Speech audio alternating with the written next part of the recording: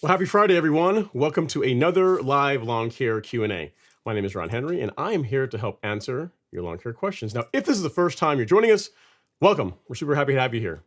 The way this works is really simple. On your screen, you will see a chat box, and in that chat box, you enter your question, concern, comment of the day, and I work through them in the order that they come in. Now, sometimes with the answer, sometimes I do not, but either way, we have an awesome time talking about lawn care and sometimes life. Now, guys, you guys know Devin. He is a regular on the live stream, and tonight, hopefully, there'll be less questions that I don't have the answer to because I'll have someone to help me out that I could bounce ideas off of.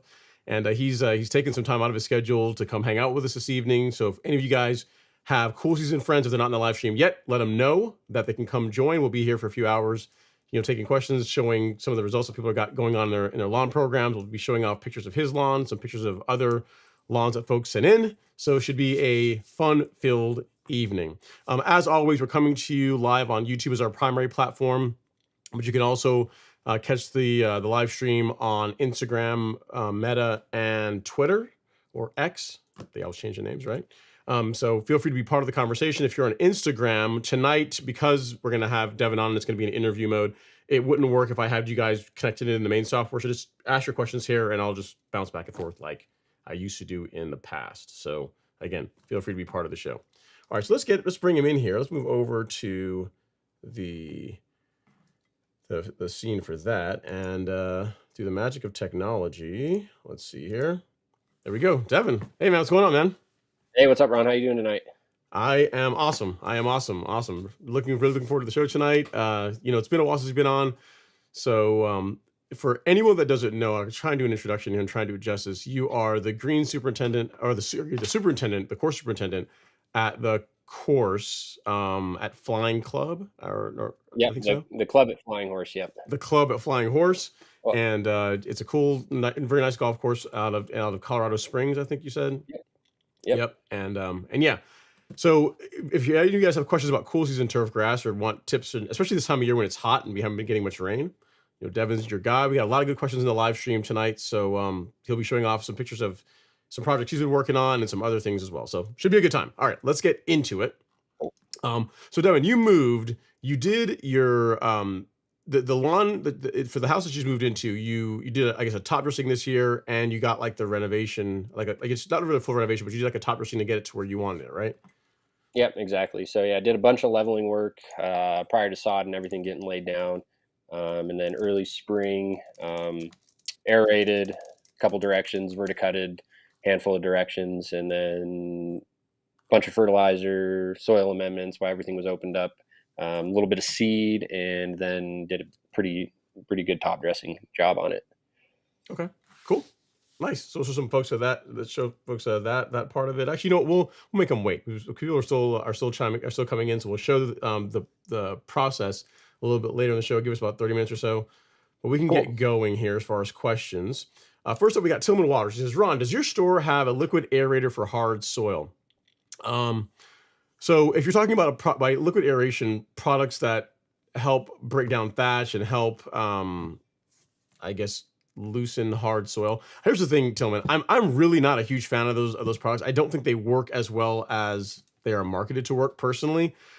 Your best bet is to bite the bullet and either core aerate your lawn yourself or hire a service to do it. Outside of that, like any of our biostimulant products, like the carbon kit, those are going to help stimulate microbial activity, which is going to help break down thatch and that type of thing if that's what you're after. But as far as like compacted soil, your best bet is really core aeration, in my opinion. This is a good question, Devin. So on the course, like you guys, I guess, what parts of the course throughout a season would you guys do core aeration on, if any? So the greens are done every spring and fall, and that just kind of depends what our soil tests come back of, if we're going to do a core, if it's going to be a hollow tine, or if we're going to be doing verticutting or any kind of special things. The front 9 fairways are on a program where they're done every spring, and then every fall the back 9 fairways are done. So it flips back and forth. So each 9 gets done once a year. And then we try to run airways through the rough and like surrounds and stuff. But that gets that's harder to do because we try to do that in season with play, and you kind of get tied up with that kind of stuff. So we try to do it, but it's not as much as we were able to. And then tees are usually once a year. And we'll usually pull a core on those and then clean the cores off, and then we'll top dress those with just masonry sand, since it's cheaper than USDA sand. And since those are on native soil, so it's not like it's a USDA spec green, so it doesn't really matter what your particle size are. Yeah. Cool. So yeah, but I guess the point is that even with you guys, even with all the technology and products you guys have access to, you still do core aeration of some sort, whether it be hollow tine, solid tine. Yeah, because really, Tillman, your best bet really for, again, in my opinion, for relieving compaction, and if you're even not from a standpoint of only relieving compaction, if you're trying to improve the soil profile, like having voids where you can, whenever you top dress, for that to fill in and kind of meld the two together, I think there's a lot of benefits to that. So yeah. And if you are going to do that kind of stuff, because we use some humic and kelp products on the course, when we do green sprays, it goes in there. When we do fairway sprays, pretty much every spray has a humic kelp product in there. I believe I'm a fan of those products, but it's not something where you do it once and you're going to see initial results. It's multiple apps, multiple years to condition. It's like a soil conditioner, just to condition the soil, and just kind of helps with the soil structure over time. So it's not a kind of a one and done thing. You got to make it a routine part of your program. I got you. Yep. And it's similar to how we do it in our program, Tillman. So as far as what I do as part of my spoon feeding, so I'm spraying a liquid fertilizer a couple times a month, and along with that are biostimulants like Release Zero and NutriKelp and and Biospectrum. So it's one of those things you do regularly and you see the benefits from it. But again, I don't personally think it replaces core aeration. So just something to keep in mind. Cool. Yep, I agree. Yep. All right, so next up we have, let's get Cedric here first of all. Cedric, our show's sponsor. Thanks for that so much for the kind super chat, Cedric. Appreciate you. Super chat received. He's big Ron. I have 100 reasons to start this thing off right. For turfs up, vert down, stripe action forever. Thanks so much, Cedric. I really do appreciate that. Very generous of you. So for that, you are our show sponsor. There you go. Your name in lights, for whatever that means to you. And 100 reasons, right? So I guess your lawn is doing well. All right, so let's look at some lawns that have some challenges. We got Gene DeWolf up next. He says, Ackworth drought. I emailed you 2 pics of my side lawn, one before the drought the 31st of May and one today. I would be very interested in hearing your thoughts on mowing and fertilization with no future rain. Well, first of all, Gene, I'm in Northeast Georgia, kind of like you. You're more like Northwest Georgia or North Central Georgia with where Ackworth is. But we did get some rain, and I got proof. I saw this craziness happening like maybe 30 minutes before the live stream. I had to go out and take some video of it.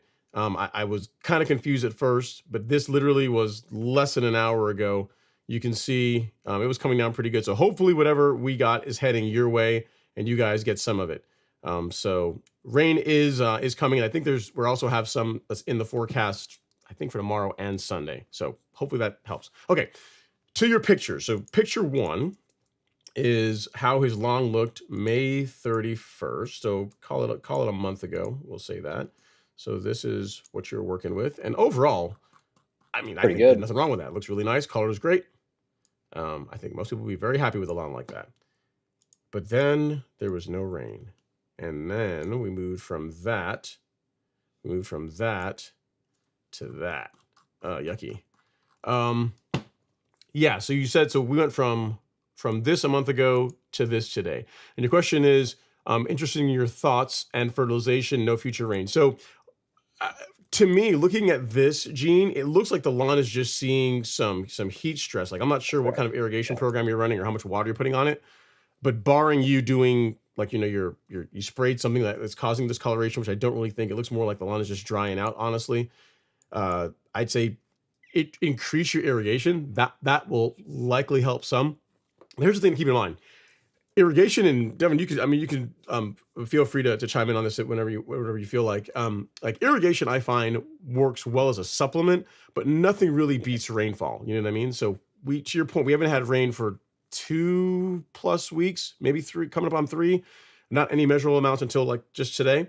So it looks like it's just dry, man. I would just increase your watering. And as far as your questions around mowing and fertilization, I still mow the way I did before. So I'm mowing really I only need to mow every 2 days. If I mow Monday, I can mow Thursday if I want to, but because I enjoy it, typically I'm mowing every other day, but really I don't have to. So I still keep that same schedule. And then as far as fertilization, nothing really changes because remember, I'm feeding the lawn at very low rates. So, not very much when I'm spraying it. And then the other products that I put on the lawn, like the kelp, the humics, those types of things are beneficial or helpful for a lawn that is seeing heat stress.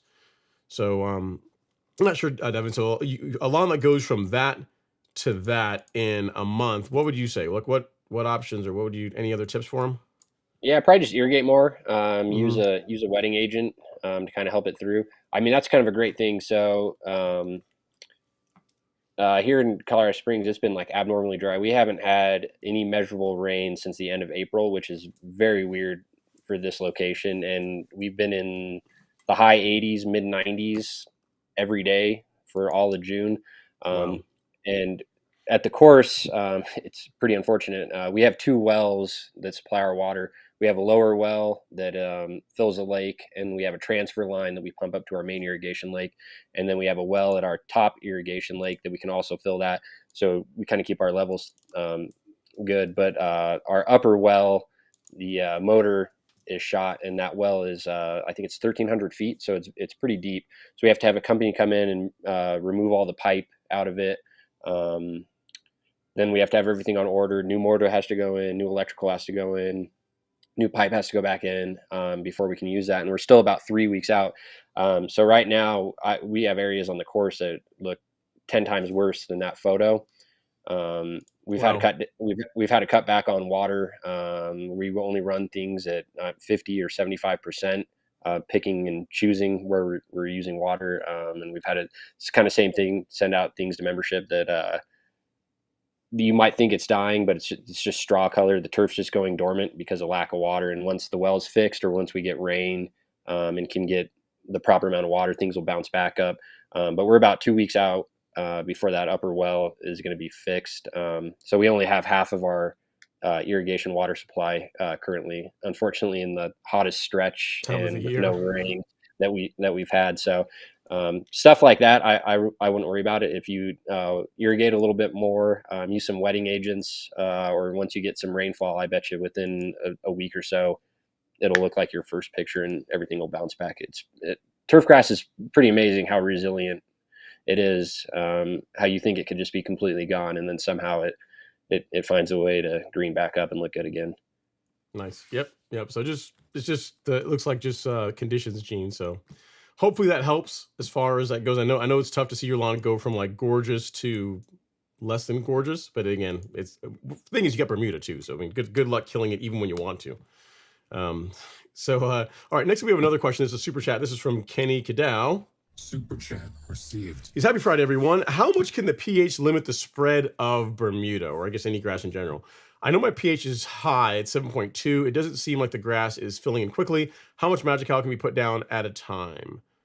Okay, so a couple of things. One, thanks for the super chat. And then second, 7.2, while it is on the higher end of the acceptable range, is not what I would really consider super high, Still pH. pretty good.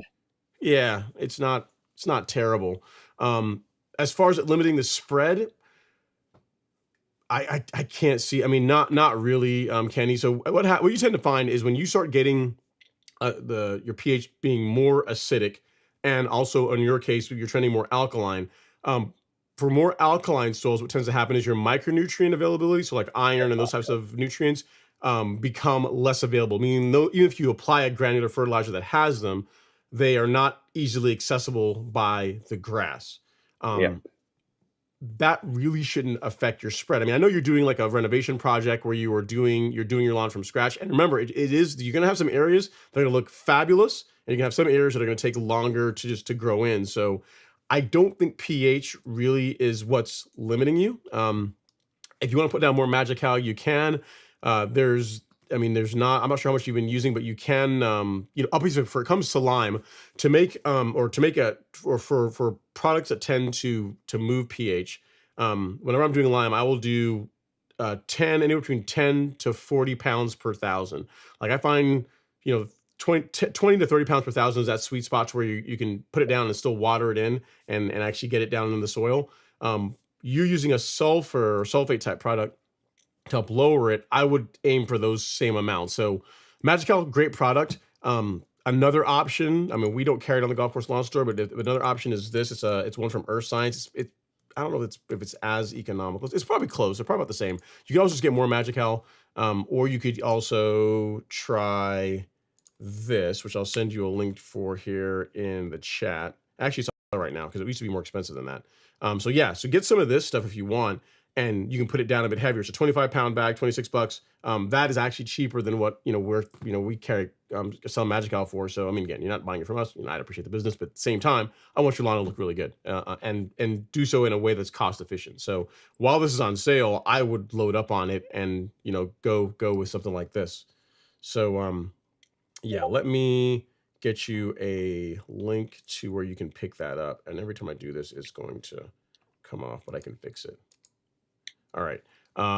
So here's what I would get, Kenny. And your thoughts, Devin. I mean, pH on. I mean, do you guys have rye, or do you have rye, and also you have KBG? I know you're a KBG guy.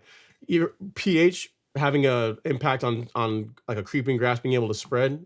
You think? Not too much, and we're pretty lucky in this location. I think last time I was on, I sent you my soil tests. We shared them, and I think that was kind of one of the things I was most curious about. And I think my pH was like 6.6, so I'm right there in the sweet spot. But realistically, 7.2, even though it's a little high yet, it's really not high enough where you would see any negative effects on your turf grass. Yeah, so it's not that, Kenny. I think it's just more time. I think it's giving it more time, and because remember, you do that full renovation, and it takes time for it all to grow in. Okay, so we have another one here, another shock horror one. I saw this picture just before the live stream. He emailed it to me. Alex Rustano, he says, "Hey Ron, email the photo. I'm on day 10 of 12, day 10 of a 12-day vacation. When I left, the lawn looked perfect. I sprayed bare fungicide before I left, watering the usual amounts. Not a great photo, but what do we think?" So now here's the thing, guys. I have to warn you now. You guys saw Gene's picture before.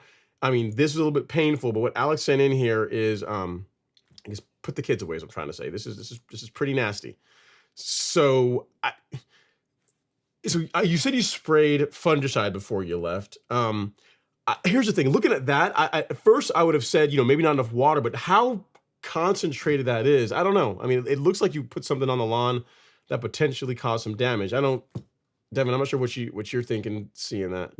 Yeah, my first thought was that just looks like it got cooked out by not enough irrigation, not enough water. Mm-hmm. Is my Yeah, guess. it looks really dry. It looks really dry. 'Cause I mean, I would not. In other words, I wouldn't say disease or anything like that. I mean, it looks, especially that it's only been 10 days. So one thing you might find is I've had more than one person has emailed me in the past couple of weeks that have had areas of their lawn where they've had dry spots, and their irrigation, either they had like a stuck irrigation sprinkler head, or it wasn't running, or covering that zone. The sweep wasn't getting there. So, I mean, I don't know if you have one of those wireless ones where you can up the runtime, but that area looks like it has not gotten any water.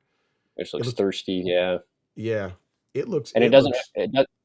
it kind of has that tannish look to it, where like when Mm-hmm. turfs get thirsty, not kind of like that like bronzy, brownish disease look. Yep, yep. Or even like fertilizer burn. Like fertilizer burn, you know how it looks like a very I don't know, like when someone like goes to the pharmacy and like if I went and dyed my hair, trying to make my hair blonde, like Mm, that yellowish that just like looks abnormal. like a dog pee burn. Yeah, Yeah, this doesn't look like that. It looks, I mean, just just thirsty. looks thirsty. Yeah, it looks like you applied a fungicide, fine. I'd say water. Like if you have the ability to up your irrigation, I would. One thing that's interesting, that's only thing that's weird about this, but I saw this picture right before the show, is if you see it towards the end, you see how circular, like it seems almost like a circular type area. I don't know if there's like an irrigation head there. And because if you look, I mean, it's kind of weird to look at it, but if you can imagine a sprinkler running, if you could imagine one in the center of that circle that's really dry in the background, Mm, if nothing's running there, I could see that being a problem. And then also, if you look as you come towards us, the right side of the picture, you can almost see like a semicircle, like you see where like it's there's a head that's not in adjustment, correct. so it isn't running Yes, correct, like you can see where it's sweeping and then coming close to dry going area, and back. then it's sweeping Yeah, again. Yeah, I mean, I might be reading too much into it, but it could be that. It could be like if so there's an irrigation head that's right there and it's broken or not coming up, yeah, that could be yeah. something a problem. If Because we had a spot like if we had a spot like that on the course, that my first thing would be to check my irrigation heads. yeah, yeah. I mean, if you look at it, Alex, you can kind of see there's a bit of order to it. Is what I'm trying to say. It's a circle and then another like kind of semicircle, another semicircle. So check your irrigation. The lawn will bounce back. I'm sorry this happened when you're on vacation. Here's what it probably is, man. You probably get up in the morning when you're there and you talk to the lawn, you whisper sweet nothings to it, and this is a revolt. It's really upset that you've been gone 10 days. It's got no love, and this is it talking back. So you got to make the vacation I don't, shorter going I'd forward. be curious what kind of grass that is, because I think it's if Bermuda. he's only been gone for 10 days, that's pretty quick for a disease to spread that fast. I think that like the only one in cool season that can move that quick is anthracnose.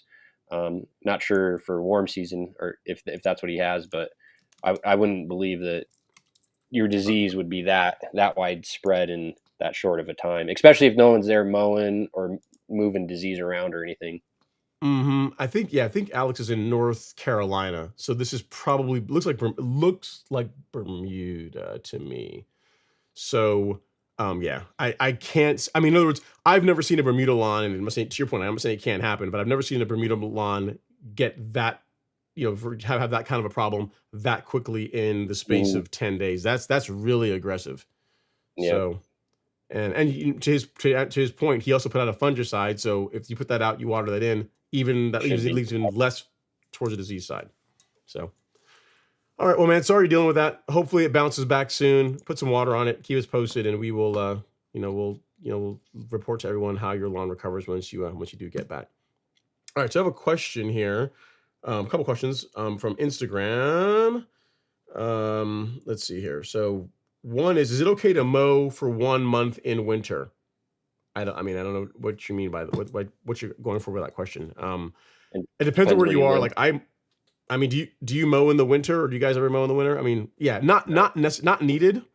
Um, I will go out and I'll just look a cleanup cut on my lawn during the wintertime, because it just makes the lawn look nicer, but it's not strictly necessary. Depends on where you are. And I mean, if you're in Florida, sure, because your grass is growing. But if you're somewhere where your grass goes dormant, not as necessary. Next up is can level sod be laid in April? I established a very good unlevel hard clay soil. Can it be laid in April? Yes. Yes. Yeah, no problem with that. Yep. And then is Bermuda's grass, what's that? Augusta, Georgia. Or you said it's Bermuda grass. Oh, you said it's Bermuda grass in Augusta. Yeah, that should be fine. That's a fine in April. Yeah, Bermuda. You can. I'll put you this way. What was your name again? Michael. My lawn, which looks a lot better now, was established in December of the year prior to actually moving in here. So the worst time of year to sod a new lawn. And it's fine. It's Bermuda. Let's see here. It's just per your vid. I tried the high rate of Celsius. Spurge did not care. Needs multiple applications. Not really. I've had, as far as using Celsius, where is it? As far as using Celsius on Spurge, I've had great results with it. Using at the high rate using surfactant. I'm trying to think if I've ever had to go back again. Doing multiple applications. No. The only weed that I can think of with Celsius where I've had to do multiple applications is if you're trying to go after doveweed or Virginia buttonweed. Those are tough ones. And in those cases, I've had to do more than one application. But Spurge, I've not had an issue with. Granted, I also use surfactant. I'm not sure if you did that. So if you haven't, consider looking into that. And then one last one before we go back to the other questions. And you guys have to wait here on Instagram. It says, will Primo Max do damage at 87 degrees temps after application? No, it will not. As long as you sprayed it. I did mine today and it was 80, 86, 87 after I sprayed and it dried. So no, you're fine. No, you're fine. As long as you spray it at the correct rates, you're going to be fine. I sprayed Primo, in the 90s, it's fine. And I don't know if there's actually any labeled temperature restrictions. The big thing is don't overdo it. And I literally spray every 2 weeks from late April all the way through to September. You will have times where it's in the 90s or low hundreds on some days. I mean, that's rare here in Georgia, but it does happen. And if it's that day's my day to do it, I tend to spray in the morning. I don't do it like in the middle of the day when it's super hot outside. But to answer your question, 87 degrees with Primo is no problem. Yeah, and I guess it usually depends. I think people get in trouble, like depending on what kind of fertilizer they're using. If they're using like ammonium sulfate or urea, like the higher salt index ones, and you're over like 1/10 of a pound of nitrogen, because I think you'll start getting that tip burn if you're like at like anywhere over like 0.15 pounds per nitrogen, and then that salt is just sitting on the leaves, kind of just cooking it. I think that's where people will get in trouble with some tip burn and some leaf burn. With growth regulator at higher. So it's really more the fertilizer than mixing with it, not necessarily. Yeah. Yep. Not Primo. Cool. Good tip. All right. So Instagram will be back to you guys, but keep the questions coming. All right. Next up is Aaron Pate. He says, can I use propiconazole to eliminate already present brown patch, and how long do I have to water it in? I'll give you this one, Devin. What say you? Yeah. So absolutely spray your propiconazole. It won't eliminate the damage that's already there. It'll eliminate and relieve any future damage. And then once you get rid of it, your turf should fill back in and recover. But it won't eliminate anything that's already happened. It'll just alleviate any future problems that you'll have. Yeah. So, yeah, cool, Aaron. So yes, you sprayed it. How long do you have to water it in? 1/4 inch to 1/2 inch, just enough to move it into the soil. Just get into the root, and should be good. Yeah, do that. You should be good to go. Cool. All right, we have another super chat. Let me get this one really quickly. This one is from Camus83489. Super chat received. So I accidentally bought Anderson's PGF 0 phosphorus instead of the complete. Is that all right if my fertilizer has no phosphorus? Depends on whether or not your soil needs phosphorus. It's your impossible question to answer without having soil test results. So given the choice, if I were going to guess, and if I were going to apply a fertilizer and I were not, say you're like saying, you know what, I'm anti-soil testing and I'm going to apply a fertilizer, I would opt for one without phosphorus because you really don't want to be putting that in the soil unless you actually need it. So to answer your question, it's still going to have the nitrogen, it's still going to have the potassium. If you need phos, you just won't have any. And you can always add more later. You can always fertilize again with a fertilizer that has phosphorus. So the thing that I would tell you to do, chemists, is to get a soil test result. Get a soil test. They're not that expensive. It's literally the best $30 you can spend in answering these types of questions. So I'll send you a link here in a second. But you didn't commit some cardinal sin. It'll be fine. Worst case, once you get your soil test results, you can always use a fertilizer with phosphorus in it. Nice. All right. Next up, we have Stephen Thompson, or actually no, Jackie Bear. He says, hey, brother Ron, happy stream, everybody. Let's get those lawns ready for the 4th. Right, let's do it. All right, guys. So on the topic of like lawn renovations, Devin has been working on this lawn for a while. He did a top dress this year. He did a top dress, and we're going to show you some of those pictures from that. And actually, we can walk through these. So this is, I think, picture 1. Yep. So that's the backyard after I laid it all down, let it dry. Nice. Okay. And then another angle. And what's nice about this is that it didn't look you went crazy heavy. Like I can still see some green coming through there, which looks nice. Yeah. Yep. I was about just shy of about 1.5 tons is what I used. Okay. And how big is your lawn again? I'm just under 1,300 square feet between the back and the front. So yeah. So that's about right. A yard per 1,000. There. Yep. Cool. And then we have, where are we? We're here. This is the front. So this is the front, and then that strip on the towards the driveway was extra heavy because there was a couple little dips in there. So I did that a little heavier than the rest of it too. So you can kind of see that in the picture. And then I just used a Landsy spreader to do that, which actually worked really, really good. Nice, very nice. Okay, and then now we can move from where we were to where we are now. So results 1 is the front from a different angle. Yep, that's the front, and that's probably a couple days ago. So coming in pretty good. Looks all right there. Nice. And then we got double. Yep, nice.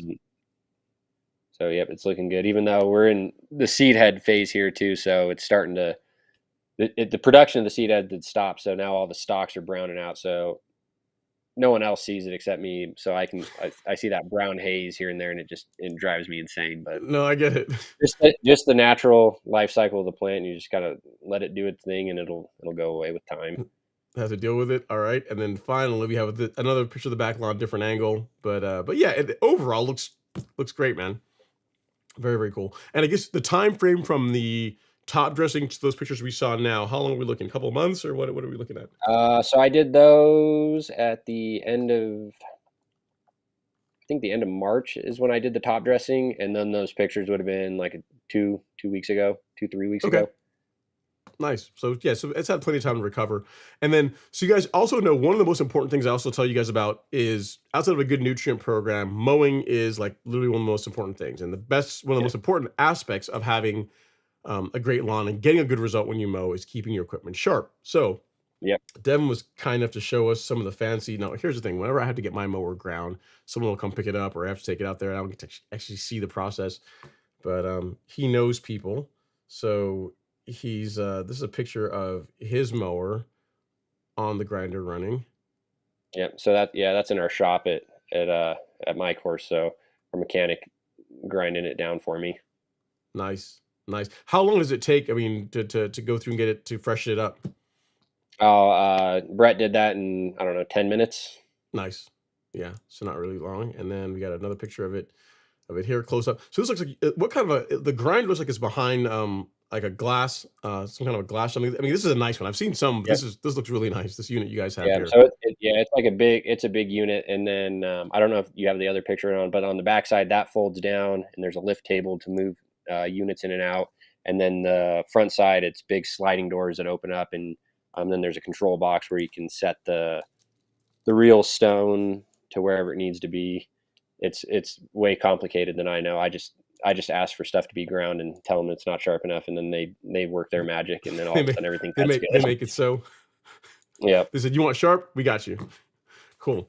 So very, very nice. So yeah, thanks for sharing that, Devin. The third picture I did not have, or I didn't cue it up, but yeah, it looks, you guys get an idea anyway.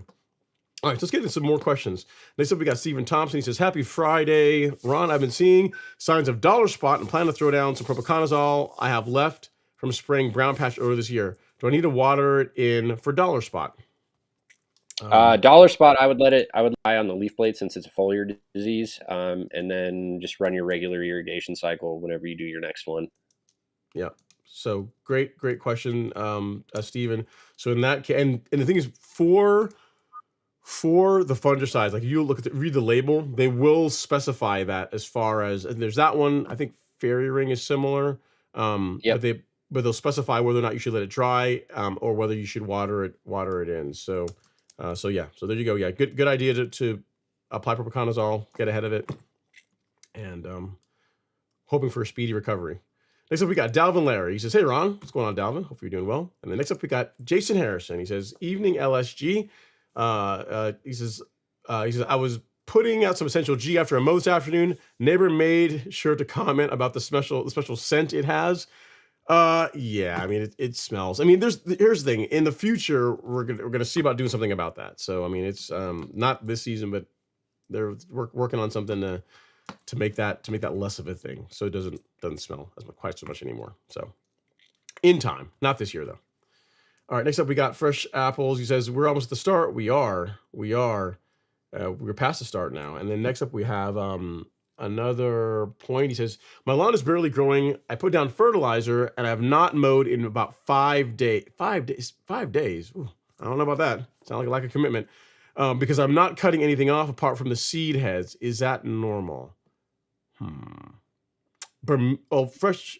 I don't know, man. I mean, Bermuda in the summer should be growing within 5 days, unless unless it's under regulation. But even under with growth regulator, something should be coming off in 5 days. Yeah, I mean, I guess the parts of the course, like even when you guys do, where do you guys use growth regulator on the course? Everywhere or so everywhere. So tee boxes, fairways, rough, surrounds, all use Primo.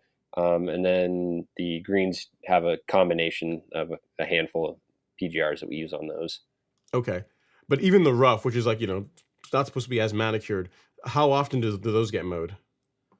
Probably twice a week. He'll do a lap and then he starts again. So about twice a week, and he'll always be cutting something off. Yeah. So for 5 days, Fresh Apples, that seems not enough to me. That seems like something's going on. Now if I remember from last week, you said that you did earlier this season, you mixed Image like herbicide and sprayed that on the lawn, I guess at a heavier rate, which caused some damage. So it could be some of that. But 5 days should be, there should be something coming off the lawn. Some growth. Yeah.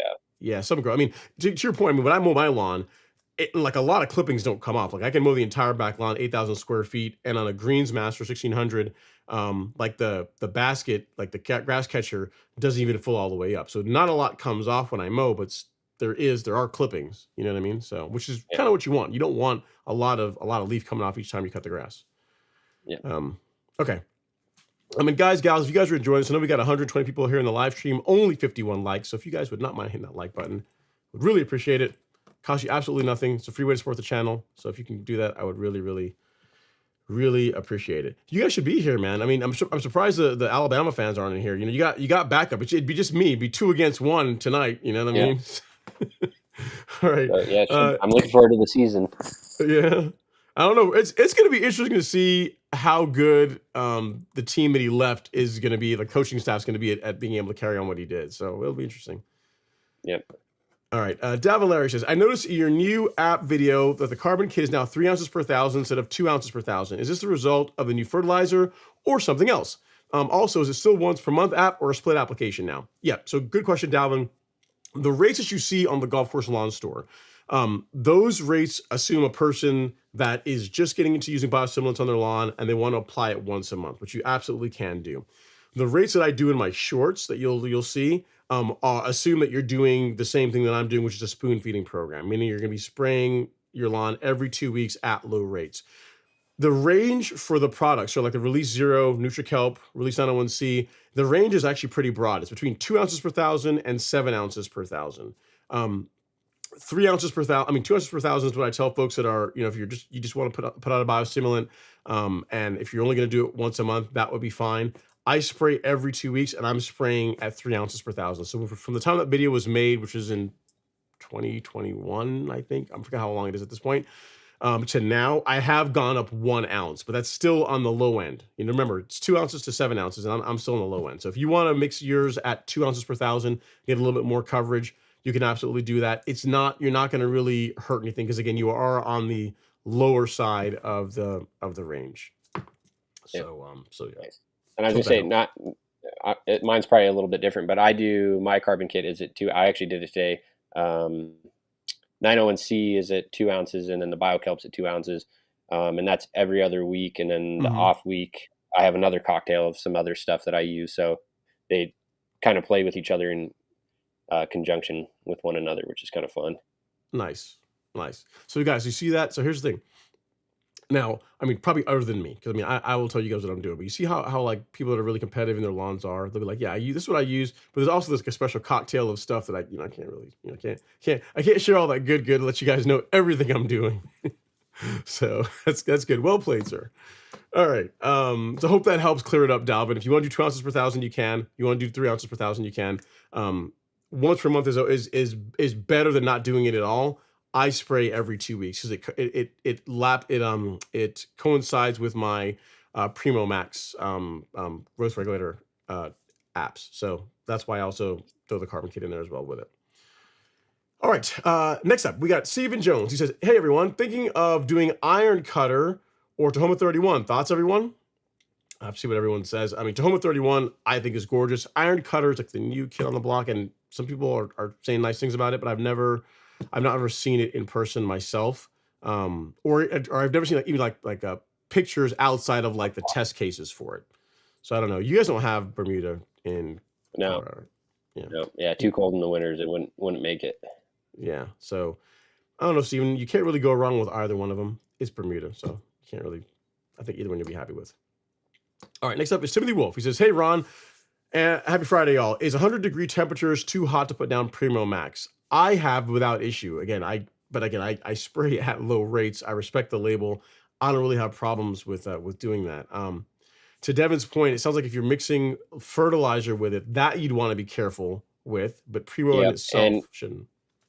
And I want to say, don't quote me on this, but I believe the label for Primo Max states something like if your grass is already like stressed or it's going through stress, then to not apply with it because that can make that problem worse. Yep. I think you are correct. It does say that on the label. So I don't think there's actually a temperature restriction, but the label has like pretty much a common sense clause. If your grass is struggling, don't do anything to limit its ability to grow. So if your lawn looks okay, even with the temperature you're seeing, Timothy, there's no issue with doing it. Again, there's not been a time where I've not sprayed Primo, regardless of what the high temp that day was going to be. Keep in mind though, I spray normally in the morning or in the afternoon because it's just I don't want to be out there when it's really hot. So even though the peak temperature of the day might be in the high 90s, low 100s, when I go out and spray in the morning, it's like 70s, 80s, and that's fine. I've never had any problems with it. So, take that for what you will. All right. Next up, he says, "At Ron Henry, what would you choose?" Oh man, I'd like to have Tahoma 31 personally. Iron cutter looks nice though too. I can't say between the two of them. I'm not qualified to answer that question because I've never seen iron cutter outside of the pictures that they show when they're doing like the testing with it. So it's hard to say. I think you'd be happy with either one of them. Tahoma 31 is a new kid on the block. I would lean towards that. The thing is, we don't have that many Bermuda grasses. It's like you look up like ryegrass or even KBG. There are tons of variants of it. I'm not sure how you KBG folks even pick up. Well, you go with. Yeah, I think we talked about that on the last stream. So the sod that I had is the same sod that we use from the course when we lay sod. So it's a really good sports turf, athletic turf sod. And then I think that has four or five varieties. I want to say 5 varieties in it. And then I did an overseed that had 3 other varieties with the 365 SS. So I've got 8 varieties of bluegrass in my yard. Wow. That's a lot. See, so that's different. So you guys can get away with that with cool season grass. Bermuda, we really want it to be like one stand. Like because they don't. They'll look different, won't they? Like very different. Yeah, because differences with Bermuda. Yeah, because really you have hybrids and then you have improved commons, and hybrids can look I mean, they'll have a deeper color. The biggest difference is a finer leaf is what you find is between a Mm, common or improved common and a hybrid. The color tends to be a little bit deeper, but the leaf is really what really will really set them apart. and that makes a big difference, especially when you start going at those lower height of cuts, those finer leaf textures. Oh yeah, oh yeah, and the problem is too is that the hybrid grass or hybrid Bermuda also tends, to my opinion, to tend to grow a little bit more dense, whereas common is I mean it doesn't tighten up quite as much as hybrid. So if you have a lawn that has common in it, my lawn has some common in there. You can actually, I mean, I can see it. I mean, you guys may not see it because you don't look at it as much as I do. But what you'll find with common is that it doesn't grow in as tightly as hybrid does. The runners, the stolons, are thicker, and they will sometimes have like a purplish color to them. They look very, in my opinion, to my eye, they look very different. It almost like you have two different types of grass in the lawn. So that's a cool thing you guys can do with with cool season turf with Kentucky bluegrass. It's funny.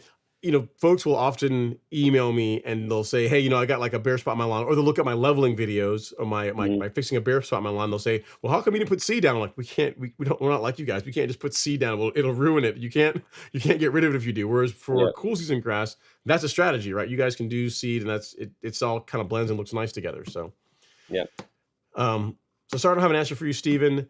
Either one will look cool, I'm sure. From the pictures I've seen from Iron Cutter, it looks really nice. I don't think you'll be unhappy with either one of them. Let's see. Next up is Jared George. He says, okay, leveling is happening tomorrow, at least the backyard. I'm doing a verticut, aerate, and mow before. Fertilizer, of course, as well. What is your preferred order of operations? Wish me luck. The order you did looks good. Yep. Yeah. I would aerate first and then verticut. And then verticut. That's a good If point. it was me, yeah. You can do either or, but I would aerate first and then verticut. Yeah. So aerate, verticut, and before you put the material down, any kind of biostimulants, fertilizer, anything granular that needs to get in the soil would be a great time to do it, and you'd be good to go. Yeah. So you're doing all that tomorrow. That's here's the thing, Jared. Unless you've got a smaller lawn, do not underestimate the amount of work that is, because you got to aerate, and then I'm not sure if you're going to leave the plugs on the lawn or not, but then you verticut, and unless you have a way to catch all that debris, you're going to be cleaning a lot of that off. So just that's a job in itself. So I'd say. So yeah, that's funny you say that. So when I did my whole thing, so I aerated 2 directions, cleaned the plugs. This is front and backyard. So aerated, cleaned the plugs. Then I verticut, dethatch, whatever you want to call it. I did a pass, so I would go down on one pass, came back on the other pass. So two passes there, and then did just one singular pass the other way. Cleaned all that debris up, and then seeded, and then did all my nutrients and everything else that I need to get in the soil. So that was just one day, and then the next day was all the top dressing stuff, and that's only on just a little bit under 1,300 square feet. So. And it was funny when I was doing that project, I was thinking, I'm like, man, if I had a bigger yard, I was like, this is like a legitimate project. I was like, this is like an aeration day at work. Yeah. Yeah. So just something to keep in mind, Jared. I mean, it's easy to type it. It's a wholly different thing to do it. I mean, I tell you, I've aerated and top dressed my back lawn close to each other, like the day before aerated, and the next day, or actually aerated the day before, started top dressing, and the second day finished top dressing. So, and it's a lot of work. So you're throwing a verticut in there too, and you got to clean all that debris off. It's just I'd say plan accordingly. It's a lot of work. It's more work than you're giving it credit for, is what I'm trying to say. All right. We have a couple of questions here on Instagram. The Maestro says, thanks for working out that hive chain issue. Showed up today. Awesome. And then next, nope, I think I got you. I think you're good. Hey, Jojo, what's going on? Hopefully you're feeling better. We saw Jojo in the live stream, and okay, cool. Everyone is caught up. All right, so next up we have Antoine Claquin. He says, happy Friday, Ron. I finally got half an inch of rain last night. You know what? Normally we only save this for equipment, but for rainfall, we'll clap it up for that. He says, getting ready for Independence Day. Yeah, man. Hopefully hopefully the rain that's in the forecast actually happens, because it's supposed to rain some more tonight, tomorrow, and Sunday, which I would be all for. And we're gonna hopefully we'll send some your way as well too, Devin. We'll do our best. We'll do our best. Fingers. Next up, we got Gary Freeman. He says, "Hey, Ron Sharp Action Gang, happy Friday." And then next up is Tom Hoppenkamp. He says, "Good grief, live for Fridays in the lawn with y'all. I live for Fridays in the lawn with y'all. Thank you, Ron, for your creation, the Mighty Golf Horse Lawn Store. I appreciate it, man. It's been a lot of work and a lot of ups and downs, but I'm happy where things are going with it. So that really does mean a lot. Thank you so much for the kind words." All right. Next up, we have East Atlanta 13. Not West Atlanta, but East Atlanta. You're in East Point. Says, "Hey, Ron, what's up? About to put out the new 22-3 and micronutrients this weekend. Rain is in the forecast, so how long does it have to sit on the leaf before it rains?" It's a great question. You really want it to dry. So if you have 4 to 6 hours of dry weather, you're good. The same recipe that applies to, say, growth regulator to Primo or a new, same thing would apply for that. Yeah, so you'd be good to go. You can find a patch of dry weather, put your fertilizer out, and you'll be good to go. That's a good question. So then for you guys, I guess when you guys spray the lawn, being a course, I guess, do most of the sprays happen in the morning, in the evening? Is there a particular time of day when you guys do them? Yep. So it's all built in. I think we've kind of talked about it before. I get the calendar from the golf shop, and then I build in our agronomy calendar to what tournaments and golf and member play we'll have. So everything Mondays, sometimes we'll get Mondays are closed, or if we have an outside tournament, we'll have a delayed start on Tuesday. Of tee times at 7:00, we'll have tee times at 9:30. So if we do all our big sprays like that, so if we do greens, our second assistant, he'll spray greens first thing in the morning after the mow and roll, and he'll make it all the way through. And then say if it's like a fairway or a rough and surround spray, which is a bigger spray, like 30. Those are, if a green spray is 3.5 acres, a fairway spray is 36 acres. Wow. And a rough and surround spray is just a little north of 41 acres. So those are bigger sprays. And he'll usually start off, and then I got to kind of time it with who's mowing what and where they're mowing, because obviously you can't mow after the spray. You can't cut that stuff off. And I can't have the sprayer waiting for the mower to mow. So you kind of got to time that all with it.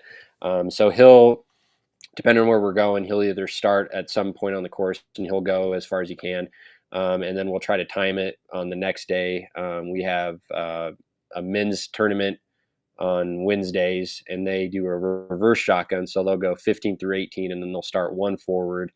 And then we'll have tee times off of one a half hour before they go. So playoff one at 7:30, and then we'll have that reverse shotgun at 8. So we'll usually try to get him where he's going off. Like he'll get the front 9 sprayed, or he'll get through 1 through 8 sprayed on that Tuesday. And then he's on 9 or 10 Wednesday morning, and he'll start there, and then he'll sneak around, and then he'll come in behind that group that's going off 15 through 18, and he'll spray in behind them and get that all done. And then that gives that spray enough time to dry before golf traffic and golfers get there. So nice. That was kind of a deep dive in that, but no. kind of the inner working. So you can't just really just go out and spray. You kind of got to pick and choose, and then it really, you got to work around what event or what golfers or tee times are looking like that day. But an interesting point about it, the reason why I was also getting to is that a question that I've gotten from folks is can you spray your lawn in the morning when maybe there's a little bit of dew on the lawn and everything still work? Yeah, absolutely. Yep. And I say absolutely. Sure. Yeah, I mean that's yes. So for any of you guys, no problem. And usually you almost get better efficacy with what you're spraying, because early morning, got dew on the grass, the stomates are open. You just get better foliar absorption early morning than you do in the afternoon.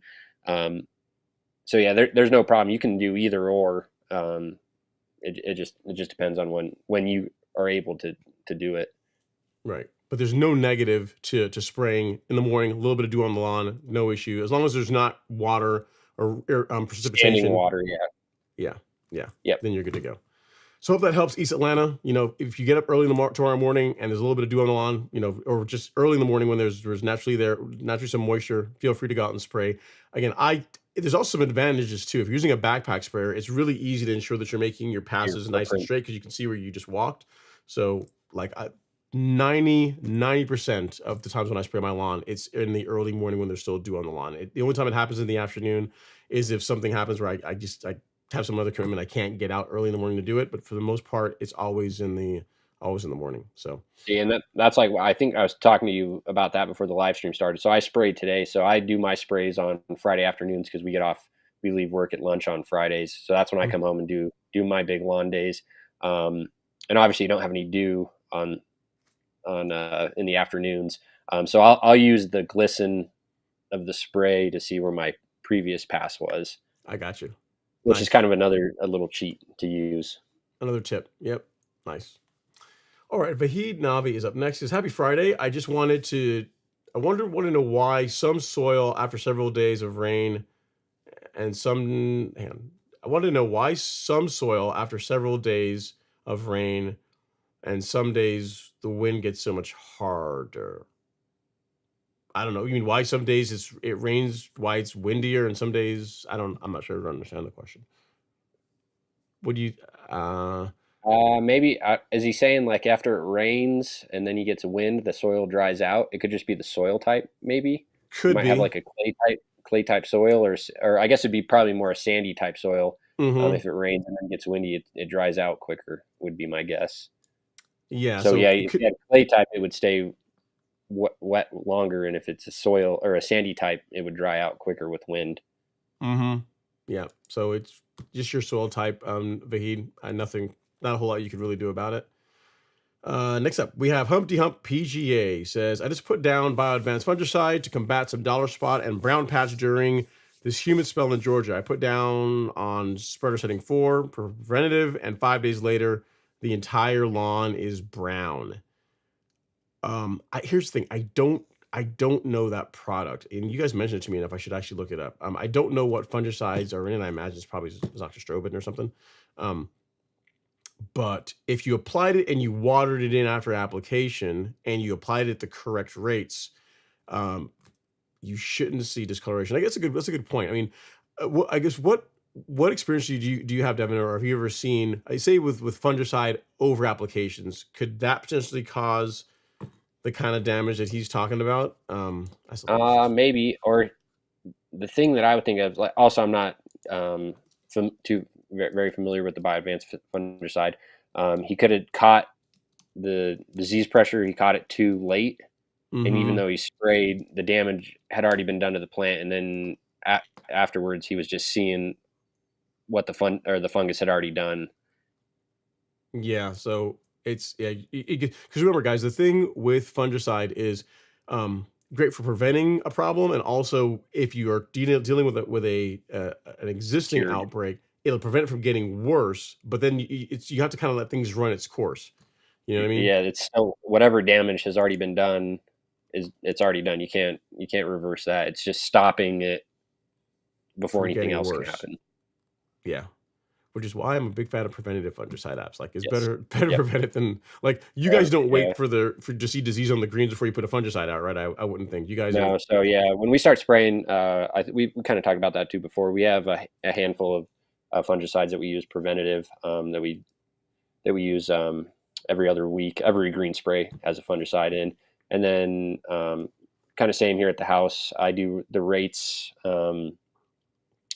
for 2-week intervals. So I'll go 2 weeks, and then I have a fungicide that I'll use in between a couple other ones that kind of break the frac codes up, which is important to do too, so you don't get resistance.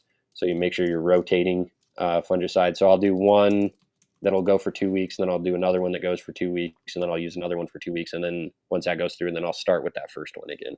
You rotate, okay. And then just at that preventative rates. Yeah.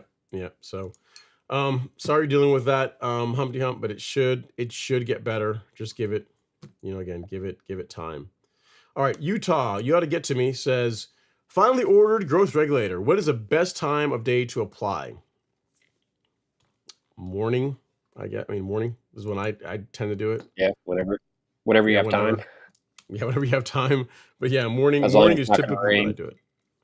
Yep. Yeah, morning, and there's not going to be rain. That's the big thing I'd say. It's cooler, and it it's a cool time to be out on the lawn. So I would say morning is your best bet. It really doesn't matter too much.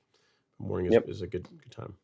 Big thing I'd say, more important time of day is stick to the rates. That's all I can tell you. Stick to the rates. Do not, like, with growth, especially with growth regulator. Like, I mean, you look Where's at like less?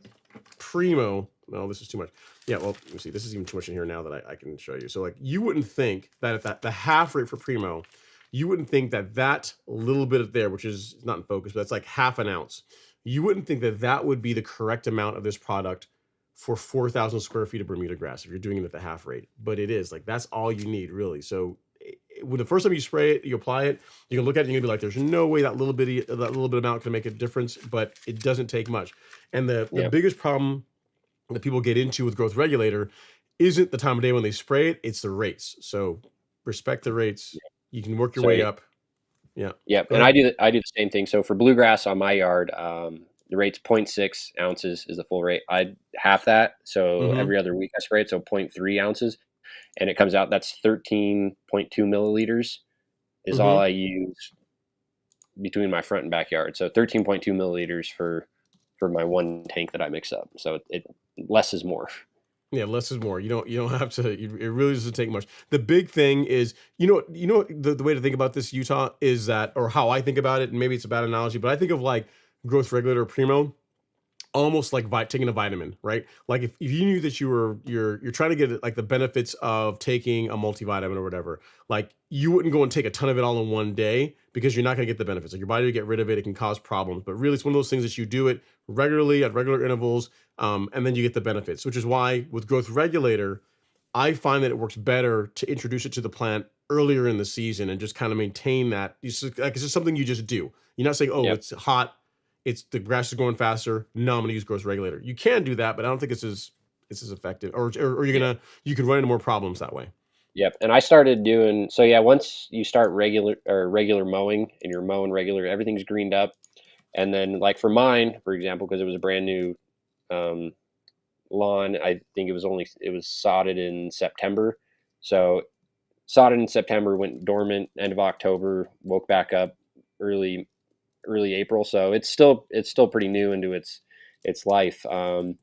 And I even went down. So 0.3 is the half, and I halved that for the first one, and then Mm-hmm. slowly notched it up to get to my 0.3, just to slowly introduce the grass to saying, "Hey, I'm going to change the way you're growing." Right.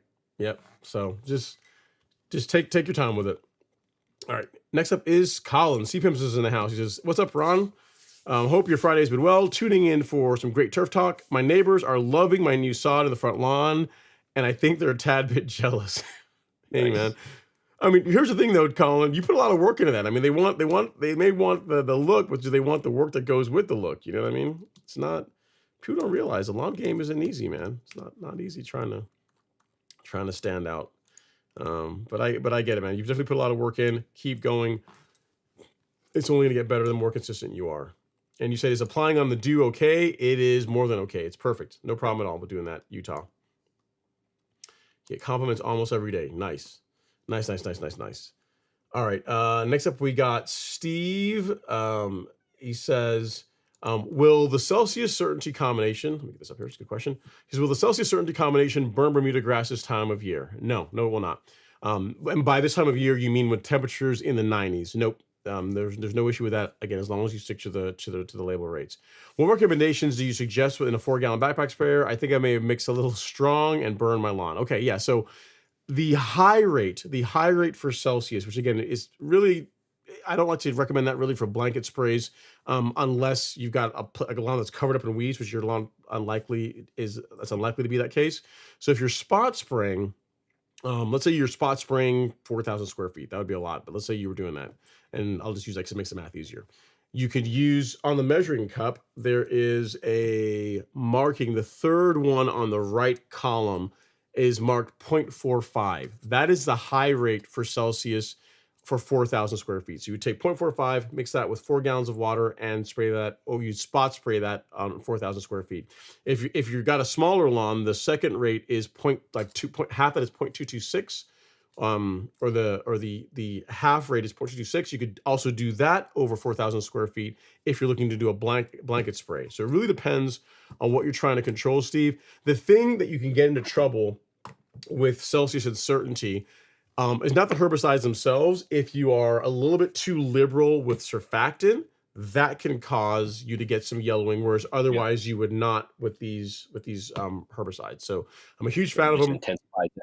Yeah, intensifies it. Yeah, so I really don't. I've not really had problems with Celsius or certainty. That video that you guys see from a couple of years ago when I talked about these two, the combination was shot when it is like I think it was like a 95 or 96 degree day when I was actually out spraying doing that, because it was a time when I had the time to get the cameras out there and do it. And I didn't have any discoloration in my lawn. So the big thing is, as long as you stick to the label rates and you use just, I mean, you don't need to go heavy with the surfactant. You really shouldn't have any discoloration. If you do still have some, it should be mild, and the lawn will grow through it. It'll be, it's not going to be like a permanent thing.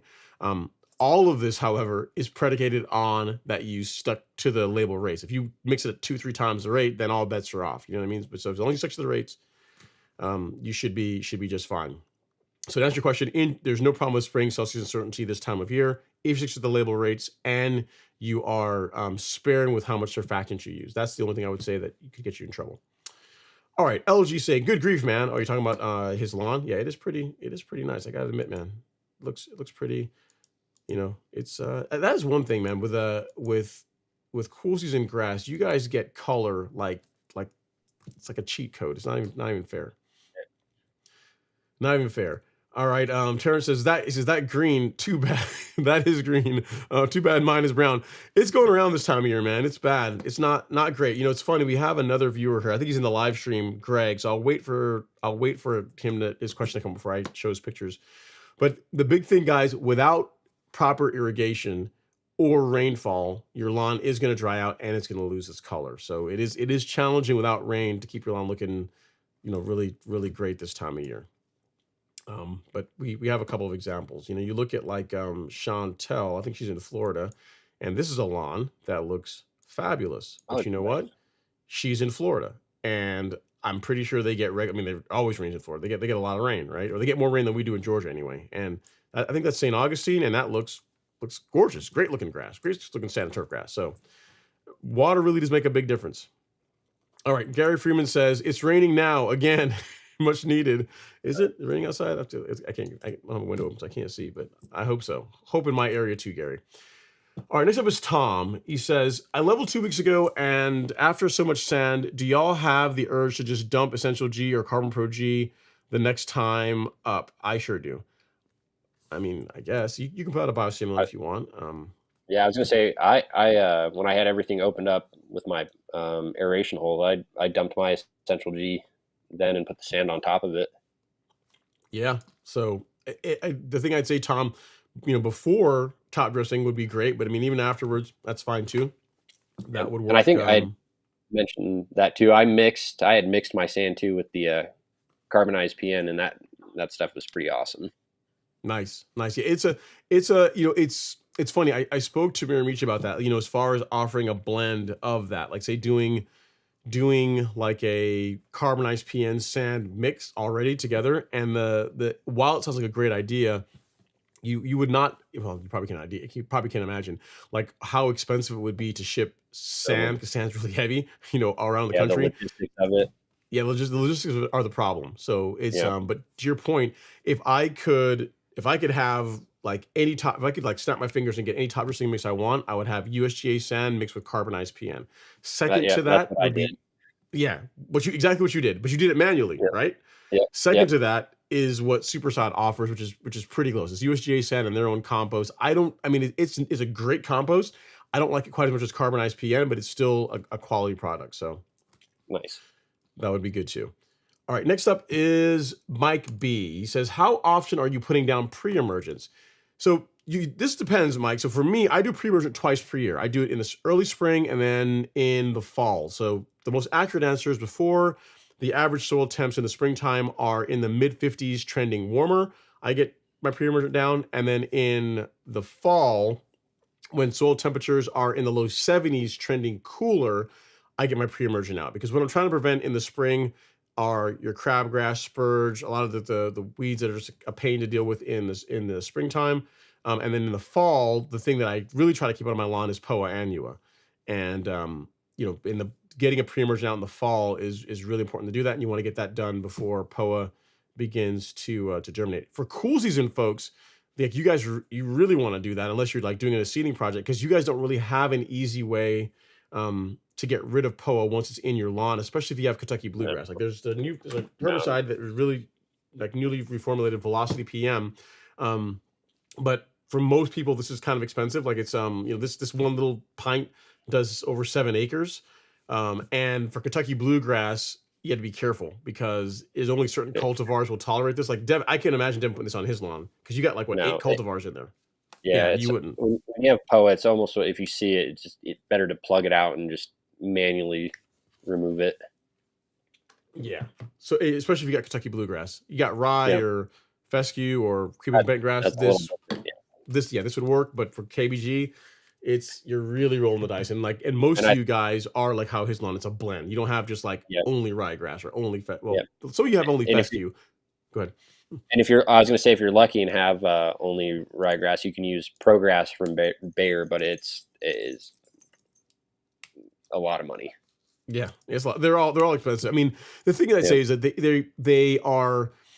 It's expensive, but it isn't. I mean, this is not inexpensive, but it's actually less expensive per application than Certainty. So Certainty is excellent for controlling Poa annua in warm season turf grass, and the cost to apply Certainty per 1,000 is actually quite a bit more than Velocity per 1,000. Like I did the math on it. Like this is like $700-ish, and not cheap. But if you were doing covering the same amount, 7.1 acres with Certainty, it'd be like between $1,200 and $1,300. So it's not like it's 2/3 more expensive. I mean, it's quite a bit more expensive. So it's just that the packaging for small lawns doesn't really make it. You really got to really want to get rid of Poa to buy it. So, all right. So hope that helps, Mike B, as far as the timing on pre-emergence. So for you, Devin, so you're telling me as far as pre-emergence, you don't do what I do. You're probably less, right? You use pre-emergence a lot less sparingly. So at the course, we'll do prodiamine in the spring. So I think when soil temps are like 55, 56, and then we're not even at the full rate for that. I think we're at like 3/4 of a rate for that, and that's the only time we do it. We don't do anything in the fall as far as that. And then at my house, I never blanket spray any type of herbicide. I kind of always have the belief, and try to do it at the course too, where if your turf is healthy and growing good, that's the best defense to keep out weeds. So IPM, I guess. Yeah, IPM. Yeah, but integrate. Yeah, like if you limit herbicides as much as you can, and yeah, it's a good approach. If you don't need it, again, the big thing you should think about, the way I like to think about herbicides, especially post-emergent herbicides, is that it's a tool. Like you really want to use. Like I'm trying to think. This year, I haven't even sprayed Certainty on my lawn yet to control nut sedge, because it's been so slight this year that hasn't been a big issue. So really, think of herbicides as a tool to get ahead of the weeds. Yeah. And if you're using it for cool season, you got to be careful too, because prodiamine will inhibit, like if you're doing like an overseed, you can't put prodiamine in because it'll stop those new seeds. So you'd have to use like tenacity, which I think is what mesotrione, I think is the active ingredient, something like that. So you got to be careful when you're using it and what you're trying to achieve, or kind of that thing. So you can kind of get in trouble if you just think you can do it, but if you're trying to do an overseed project and use the wrong one, then you can have bad results.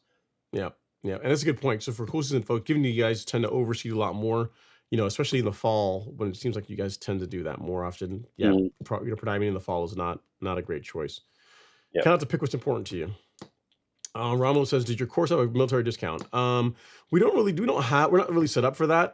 If you have never bought anything from the store before, if you join like our mailing list, we'll send you like a one-time a discount code that you can use. So you could do that. That's a way to save some.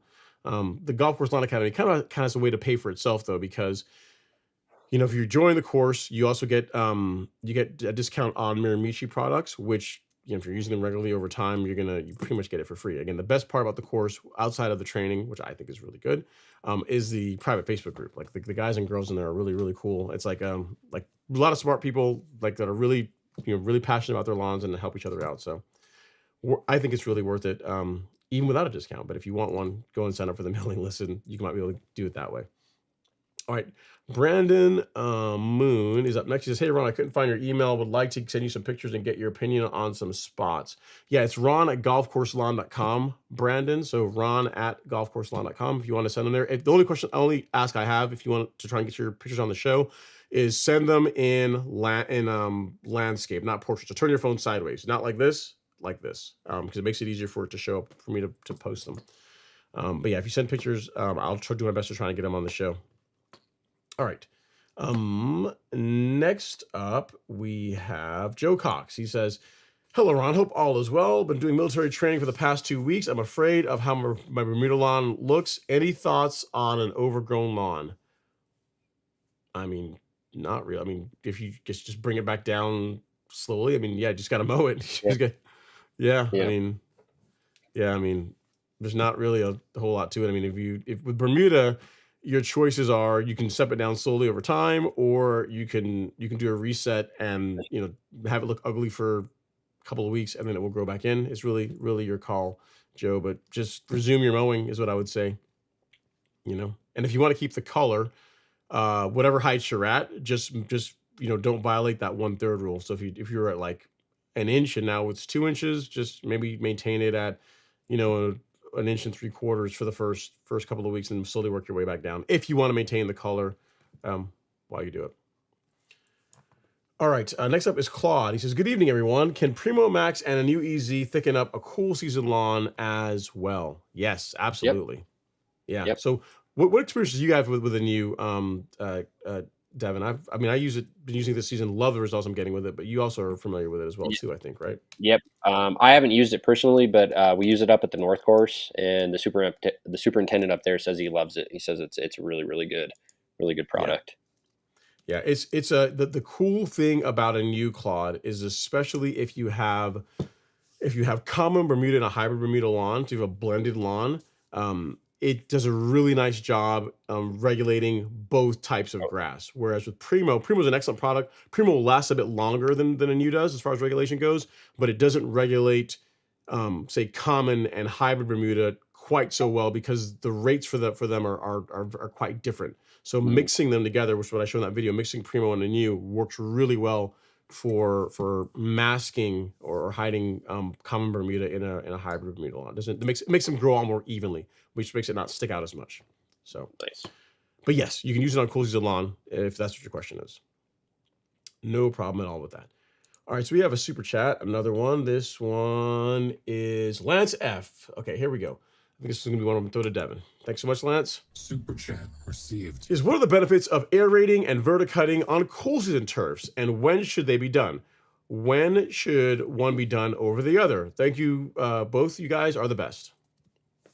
Yeah, that's a really good question.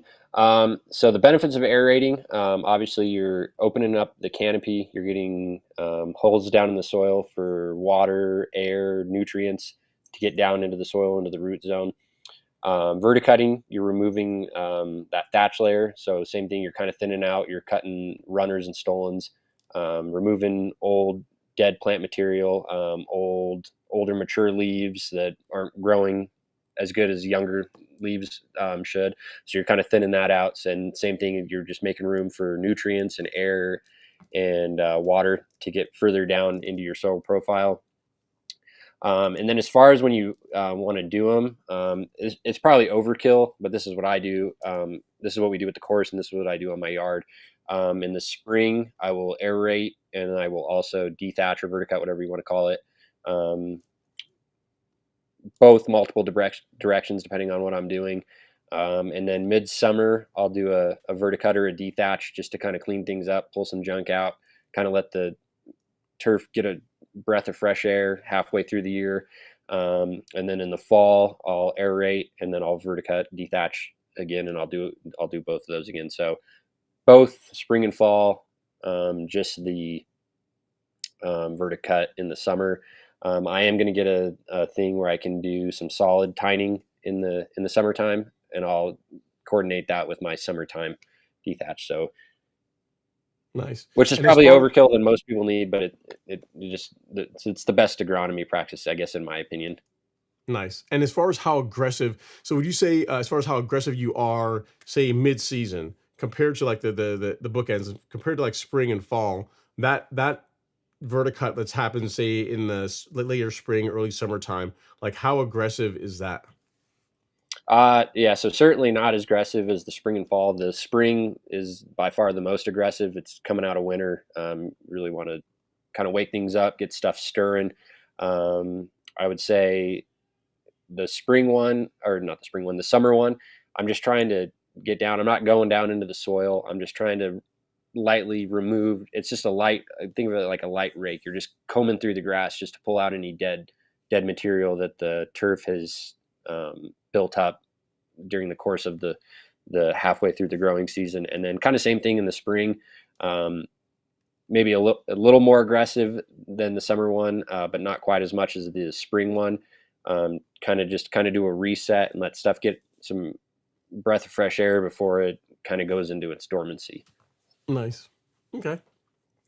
So there you go, Lance. Hopefully that helps. So pretty much the same benefits that we get with warm season turf grass, cool season turf grass gets the same benefits. So there's Yeah. it's not really a cool season or warm season thing. All right, let's see here. Do we have Fair 100X says, "Hi Ron, would humic acid burn my Bermuda if I don't water it in after application? Say it says to water in 20 minutes, but I'd like to wait for rain that's coming tomorrow."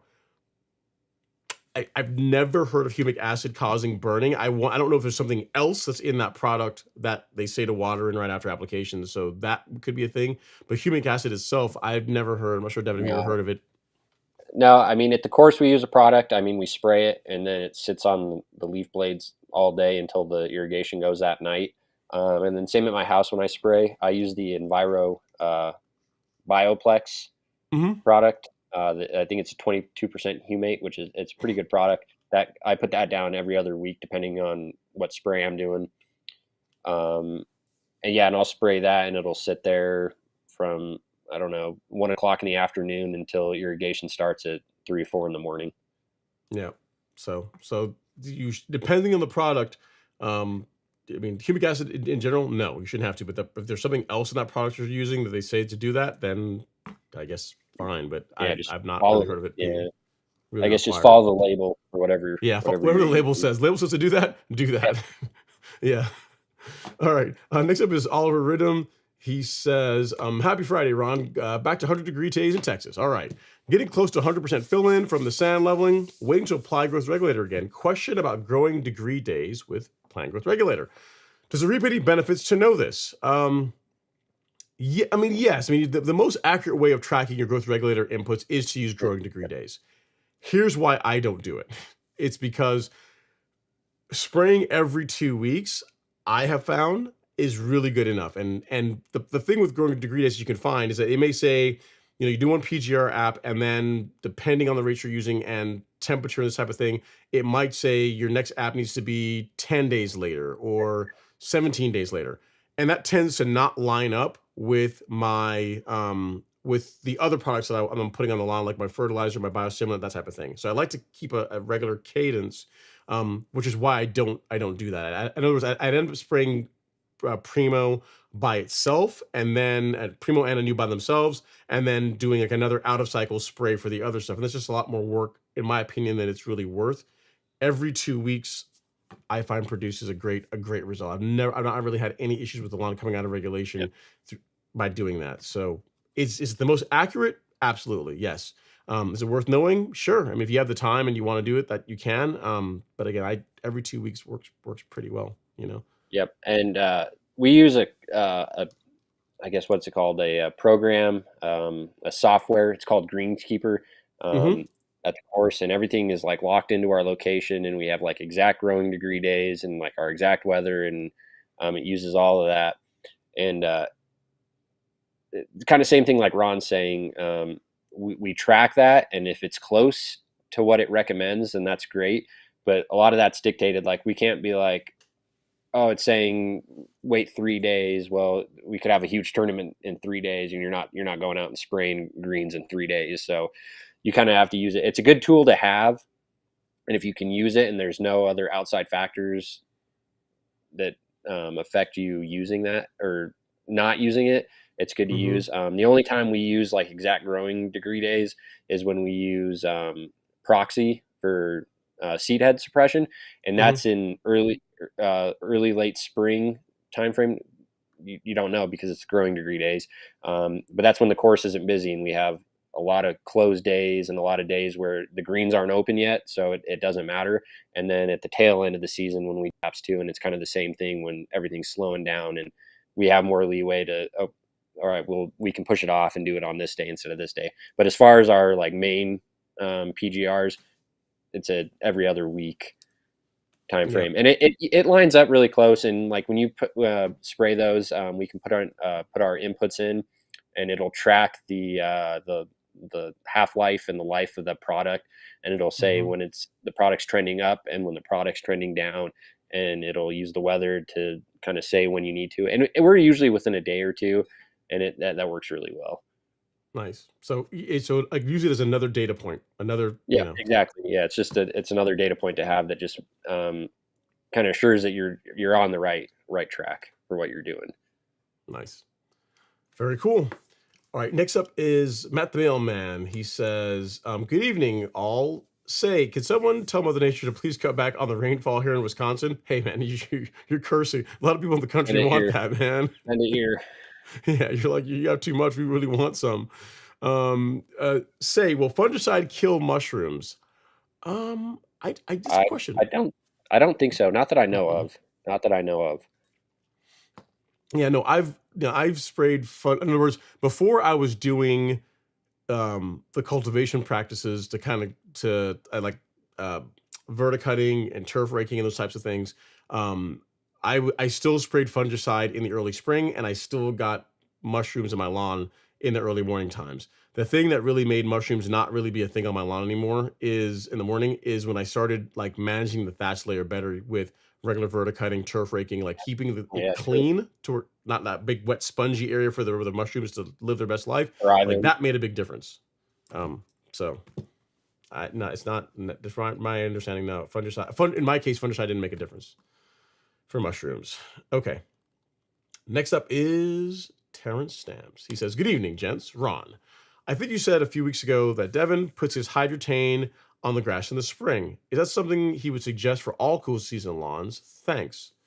So what say you, moisture managers, wetters, wetting agents? What would you say? Oh yeah, sure. So I use a combination of 3 different wetting agents or moisture managers. So I do use hydrotane. So I put that on in April. Let's see, April, May, June. So yeah, and I just did my next app. I'm a week early, but it's been so hot and dry, I wanted to get it down.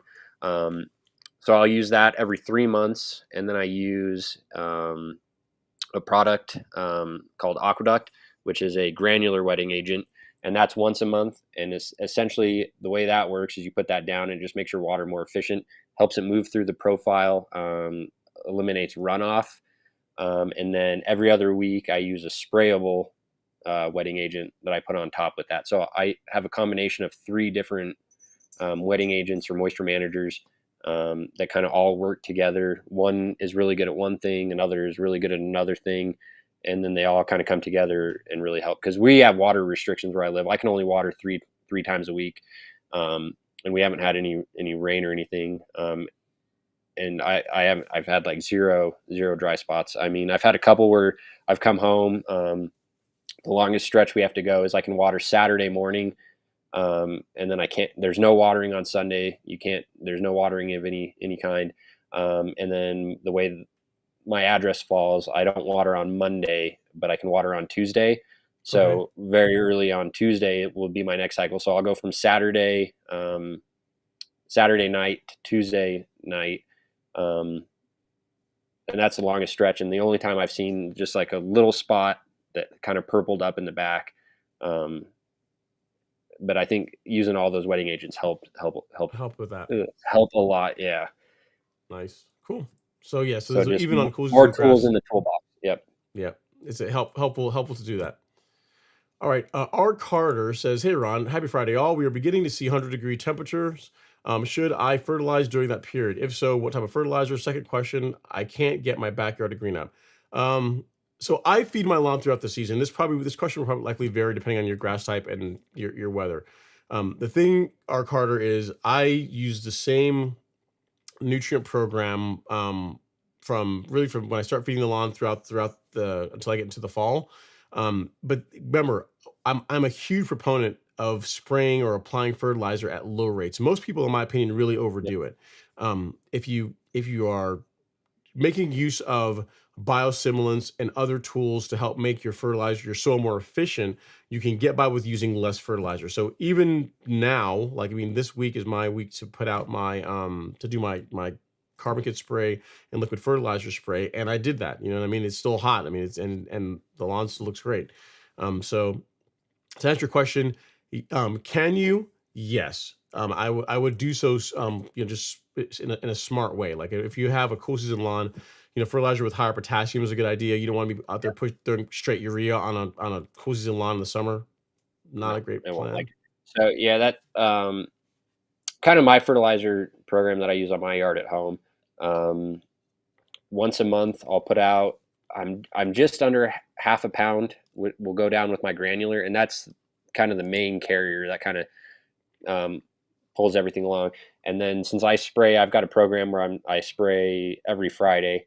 I put 0.05 pounds of N in every Friday, so it's getting a tenth 2 weeks. So it's a very minimal amount, and it's that won't push growth or anything. It's just kind of to maintain color, especially because I mow with the size of my yard. I can double cut the front and the back in 20 minutes with my Greensmaster. Mm-hmm. So I'll mow on Mondays. Tuesdays I'll usually let it go, and then I'll mow on Wednesday, Thursday, and then I double cut on Friday, and then I'll usually double cut on Saturday, and then just a single mow on Sunday. So mowing that often, you're not taking a ton off, and it's just kind of that 0.05 pounds each week just kind of helps maintain that color with those constant mowings. Nice. So yeah, R. Carter, you can, but again, you have to be smart about how you're doing it. Again, small amounts regularly is better than heavy applications. That's where you get into trouble. All right, great question. All right, next up is Kenny Cadow. He says, I came home from work today to mow.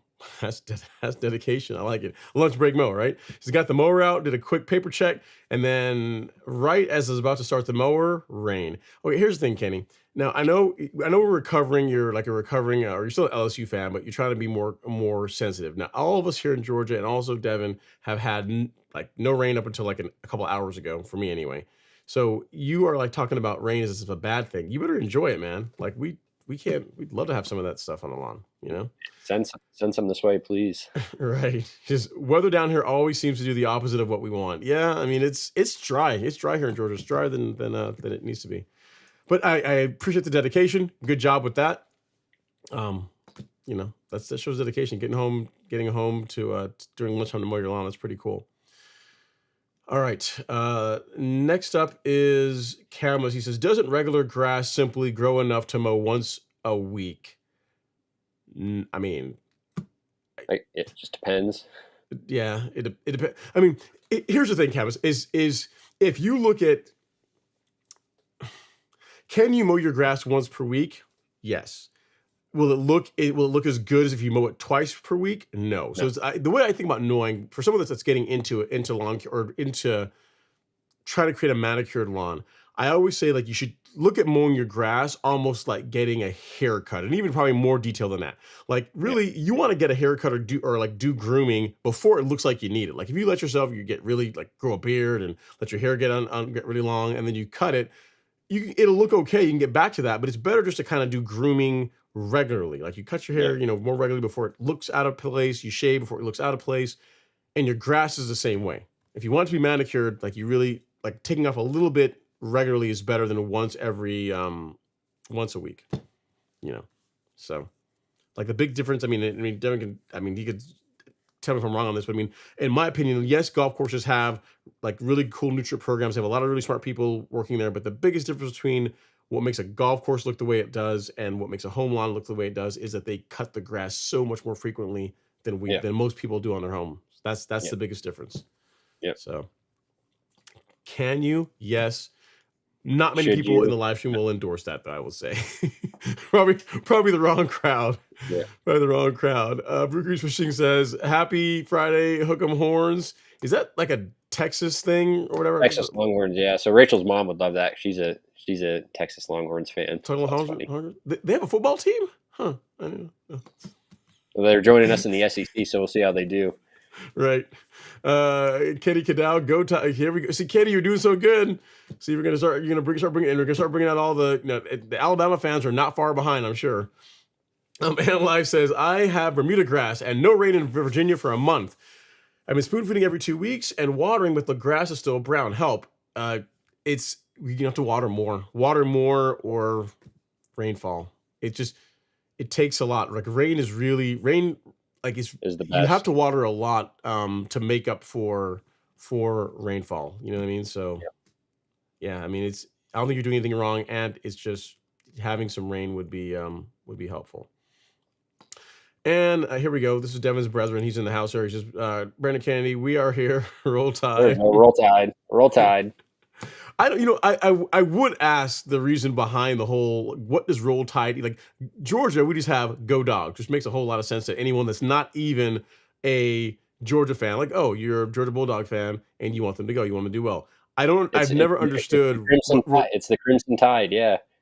So what is Roll Tide? I mean, what does rolling the tide mean? I don't understand why that, like, why is that the thing? I've always thought because it's the Crimson Tide, you get the stadium all full, everyone's in their crimson. It's just that the Alabama Crimson Tide. Okay. Oh, okay. All right. I guess I'll pull this up since we had our first one. Well, why is that not red and black? Why is I don't understand that? You got the wrong colors. Wrong color. Only. Crimson only. All right, Two Trills up next. He says, "Hey, Ron and Devin, hope all is going well. Looking forward to some good Sir Talk. We're trying our best, man. Hopefully it's hopefully not disappointing. Yeah, hopefully not disappointing." Timothy Smith says, "Born, raised, and a grad. We are Alabama." Roll Tide. You guys are. I will say, Alabama fans are pretty dedicated. All right, next up is Timothy. No, we already did that one. Ryan Contento says, "Hey, Ron, happy Friday. What's going on, Ryan?" And Elizabeth says, "Hey, Ron, I can't seem to get rid of these seed heads. Any ideas?"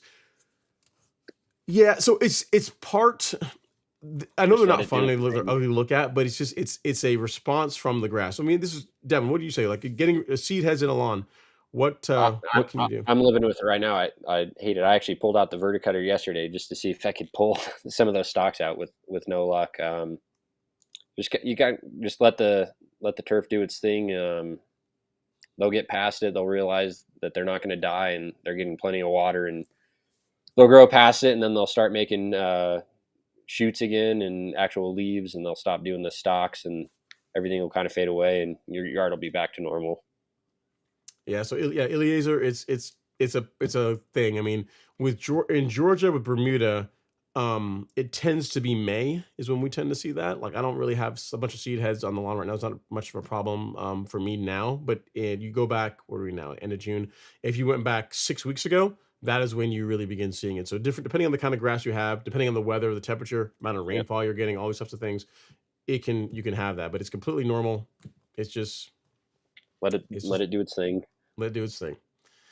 All right. Next up, we have a super chat from Simple Cash Offer. Super chat received. He says, "Hey, Ron and Devin, will Heritage G cause some yellowing? If so, how long will it last? How often to sharpen Time Master blades? Hydrotain granular." So first of all, I guess, will azoxystrobin cause yellowing? It shouldn't, unless you already had some disease that you noticed, which is why you were applying that. So that disease would have already done its thing, and then you should be eliminating it going forward with that app. Mower blade sharpening. When I used to rotary mow, I'd sharpen, put a new blade on maybe every other week, every 2 weeks, depending on how often I was mowing. And then Hydrotain granular is awesome. That's what I use. Just make sure you follow the label rate and follow the rate or the recommendations for watering it in. Nice. See that? He was a lot more concise than I would have been. So there you go. So, as Strobin should not cause it. Keep every other week for sharpening your blades, and then and then Hydrotain, just water it in. Yeah, I like the granular because you don't have to. You have a little bit of a buffer there. With a liquid, you really got to run irrigation. I think the label says within an hour. Yeah. Yeah. Like.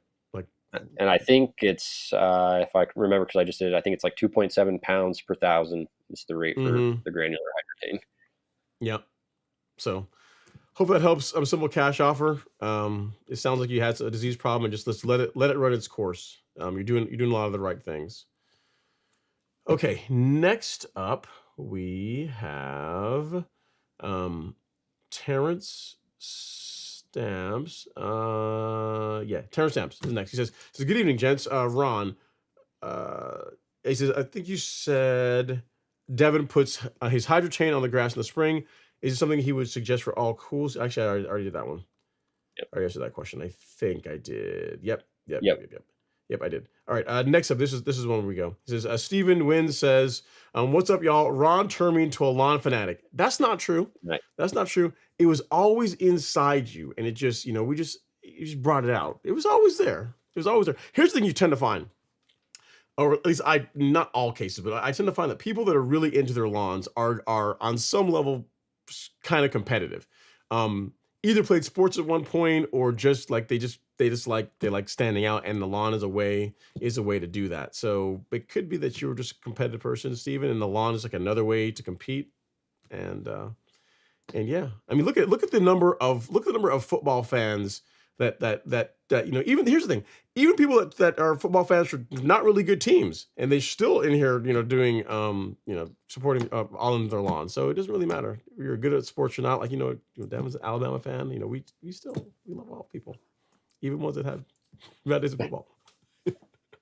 All right, watch them beat it. Watch them beat George this year, and they'll have to no, you can't come on the live stream. I can't deal with it. That's gonna be good. I think. What do we play, you guys? Is that like the third or fourth week of the season? You guys come to Tuscaloosa, I think. I think so. And then I'm sure we'll meet in the playoffs, because this year we're gonna have a real playoffs, not this nonsense that's been happening in the past. Yeah, that's gonna be really fun with the expanded playoff. I'm looking forward to that. That's gonna be cool. Yeah. Well, you say that, we'll see. Yeah. All right, so we have to make sure we plan. We have like a buffer around that time of year, depending on how the games are going. Yeah. All right. Let's see. You got James Smith says, Ron and Devin, what's the drink of the evening? I'm on full octane Chick-fil-A lemonade, mixed in some mango with it. Nice, James. I like it. So that's good. You're moving away from the diet lemonade. That's good. Tonight, I am not using Chick-fil-A lemonade. Shame. I know. I'll hang my head in horror. This is Milo's. Milo's and that watermelon puree concoction that I like. That's what's in here. So I'm not sure what Devin is drinking, but I've got one hazy IPA in this one, and then I got a glass of water in my other one. So his drink is better than mine. There you go. And if you guys don't follow him, you should. If you want to see, if you're into craft beers, like into some really good beers, follow his Instagram. A lot of times he posts really cool pictures of different beers he's drinking, which is, if you're into that, you can check him out. Yeah, but that's very cool, James. And mango, huh? Well, you have to let me know what kind of mango. Do you make it yourself, or is it some kind of mango drink that you're mixing in with that? You have to fill us in. All right, next up is John Smith. He says, "Hey, Ron, I am back from a 10-day vacation. Now my damp, leggy grass is 5 to 6 inches long. Instead of mowing a third off, I've cut it half off, and now it's burnt from the Texas heat. What's next?" Water it and make it happy. Yeah, water, time. Yep. Water and time. Just start mowing regularly again. Yeah, that's a big thing, James. I mean, so I guess you cut it to 3 inches, 2.5 to 3 inches. Just, pick up your mowing frequency. And here's a pro tip, guys. The 4th of July, well, it's on Thursday. So If you just want your lawn to look better, yes, nutrient program, excellent tool. But if you just simply make sure your equipment is sharp and just mow your lawn more frequently, it's gonna make your grass look better. Like you will stand out among your neighbors just by increasing your mowing frequency. In your case, John, given that the lawn didn't get cut for 10 days, if you can mow 3 times between now and the 4th, you should see a nice improvement in the lawn. And obviously water it a lot because it is hot this time of year. So, all right. Next up is James Smith. He says, has anyone seen the OSA R1 robot reel mower? Not sure that would play on my Zen time while out mowing. Yeah, so I'm not sure which one you're talking about. I saw Jinja, Pestlon Jinja did a video on a robot reel mower. And it looked okay. I mean, the cut looked pretty decent, and it could do, it had like a backlap. It's pretty cool. It had like a backlap program. It has a microphone to listen to the noise that the reel mower is making to know whether or not the reel to bed knife clearances. So they put some thought into this thing. Kind of cool. Yeah. And for a Rev 1 device, when I saw this video, it looked like it's striped. I mean, it's not like a Greensmaster, but like for a robot mower, it's pretty good. So it's I mean, here's the thing. Robot mowing is just not for me. I enjoy mowing my grass. I know I'm broken. I'm weird like That's how that. I am too. Yeah, I just don't. I mean, I will turn it over, but you will pry my mower out of my hands. I'm not gonna freely give it up. So yeah. So I get it, and they definitely serve a purpose, but just not really for not for me. And plus, for that unit, I think. The one thing I'd say, as far as the areas that they can mow, like I have almost 12,000 square feet. One part that's pretty big, that's fairly flat, but then the front lawn is sloped. So I've not seen any videos of people using those on sloped lawns to see how they do. They do. Yeah, see how they do. I've never seen that, so it'd be cool to see how they do on a slope. All right, next up is Greg Lyon. He says, hey, Ron, I sent a few pictures earlier of my dry yard. I found out that my sprinklers were not watering like they should have with the extreme temperatures last week. What should I do to repair it all? So Greg did send a few pictures, and I will show you guys, I think. Yeah, so this is the close-up of what he's dealing with. So you can see some green and then dry, but that's kind of being too close up is not really easy to see exactly what's happening. Here's a wider view, wider angle, and it gives you a better appreciation of what he's dealing with. So yeah, I mean, this looks similar to what the other viewer had on their lawn. I think Alex was having.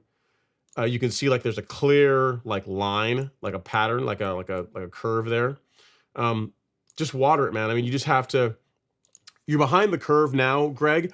I'd say just keep up with your water and just make sure fix the irrigation head, and then if you want to water a little bit heavier for the first few days, that'd be okay. But I wouldn't go super crazy with it. I wouldn't like get out there and be running irrigation 2-3 times a day. I don't know that I would necessarily do that. But what you did, I mean, you know what the problem is. It does look dry, but it'll recover once you get some water, and more likely, even better than water. Once we get rainfall, you'll see it'll come right back. Yeah, some supplemental irrigation or moisture will bounce it back.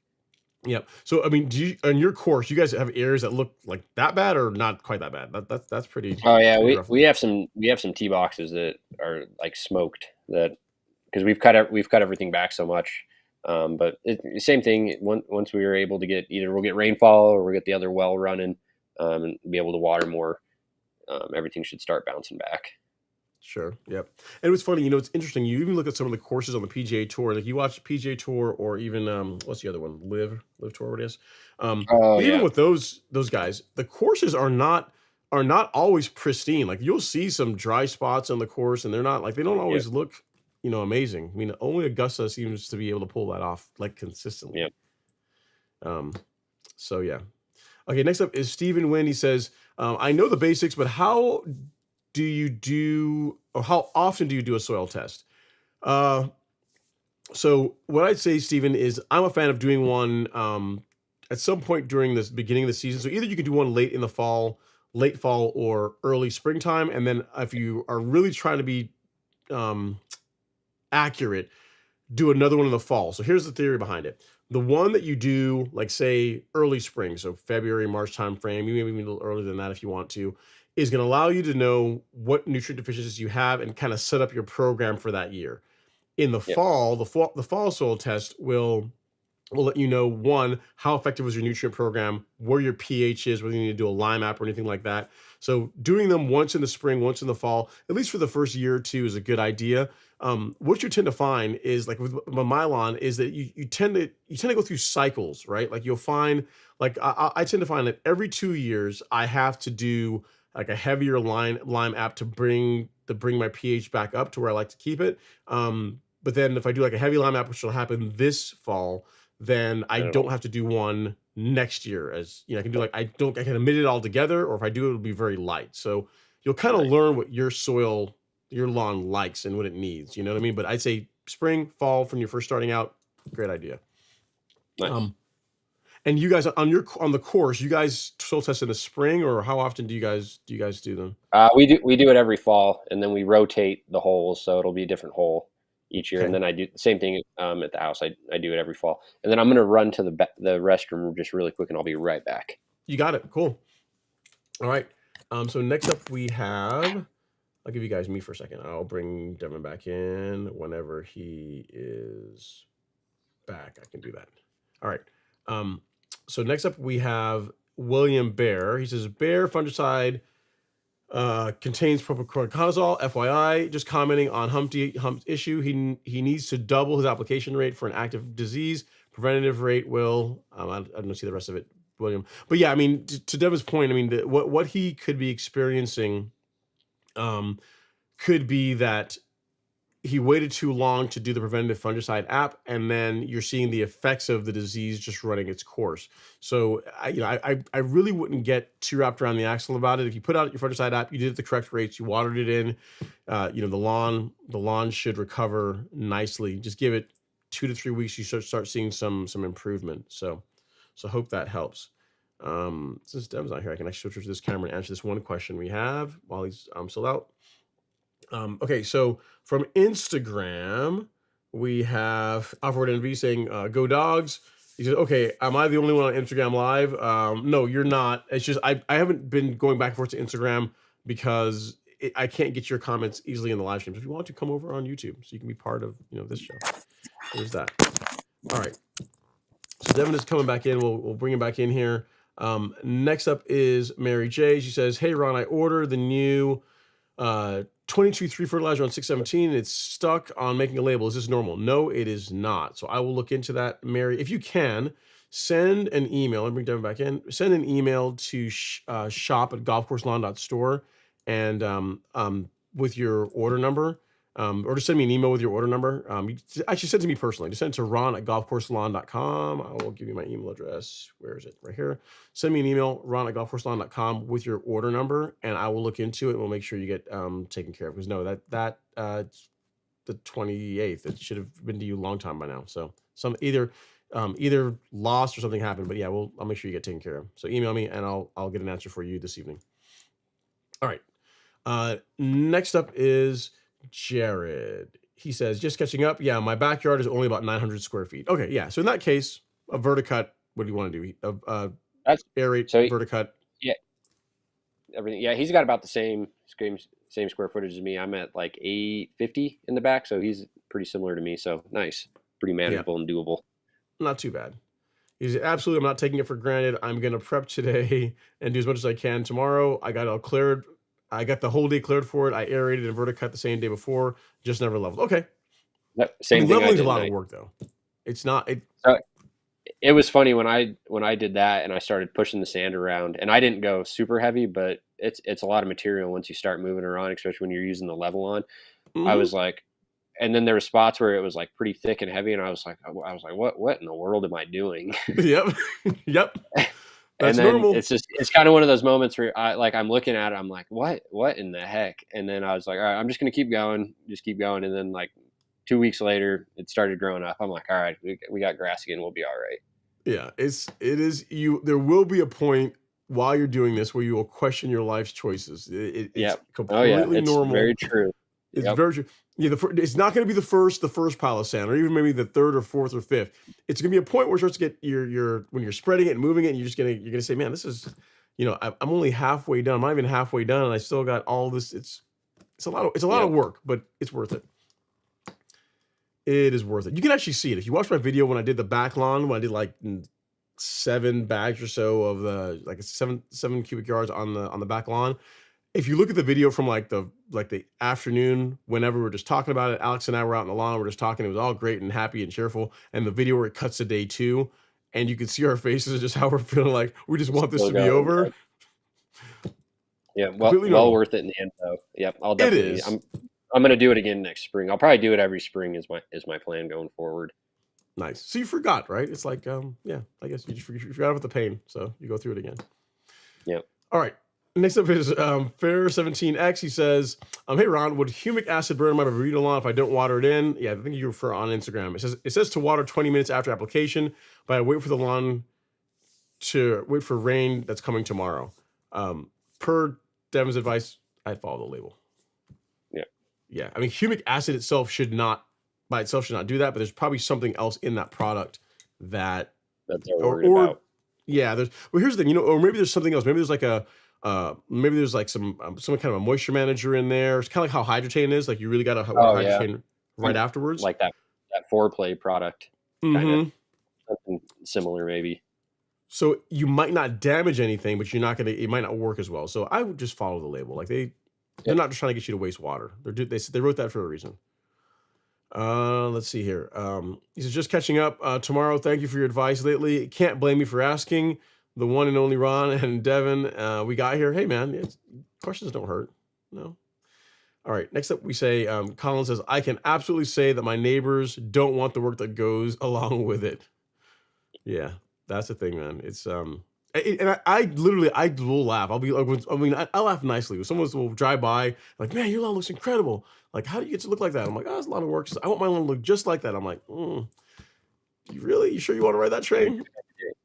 Yeah, be careful what you ask for.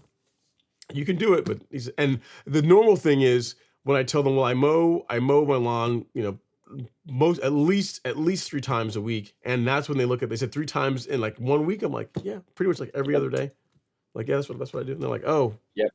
I think people are, it's kind of the same thing. People are like that's the most shocked when you give them that answer. They're like, oh, how do you do it? I'm like, the more you mow, the better. And they're just kind of that like ha moment where they're like, oh, really? Yeah. It's like, yep. The more you mow, the better everything is going to look. Yeah.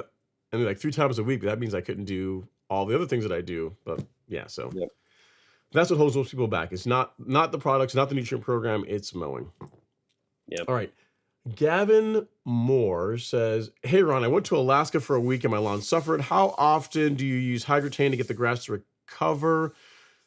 Yeah, plan to overseed this fall in Virginia. Temps are in the 90s to 100s. So here's the thing, Gavin.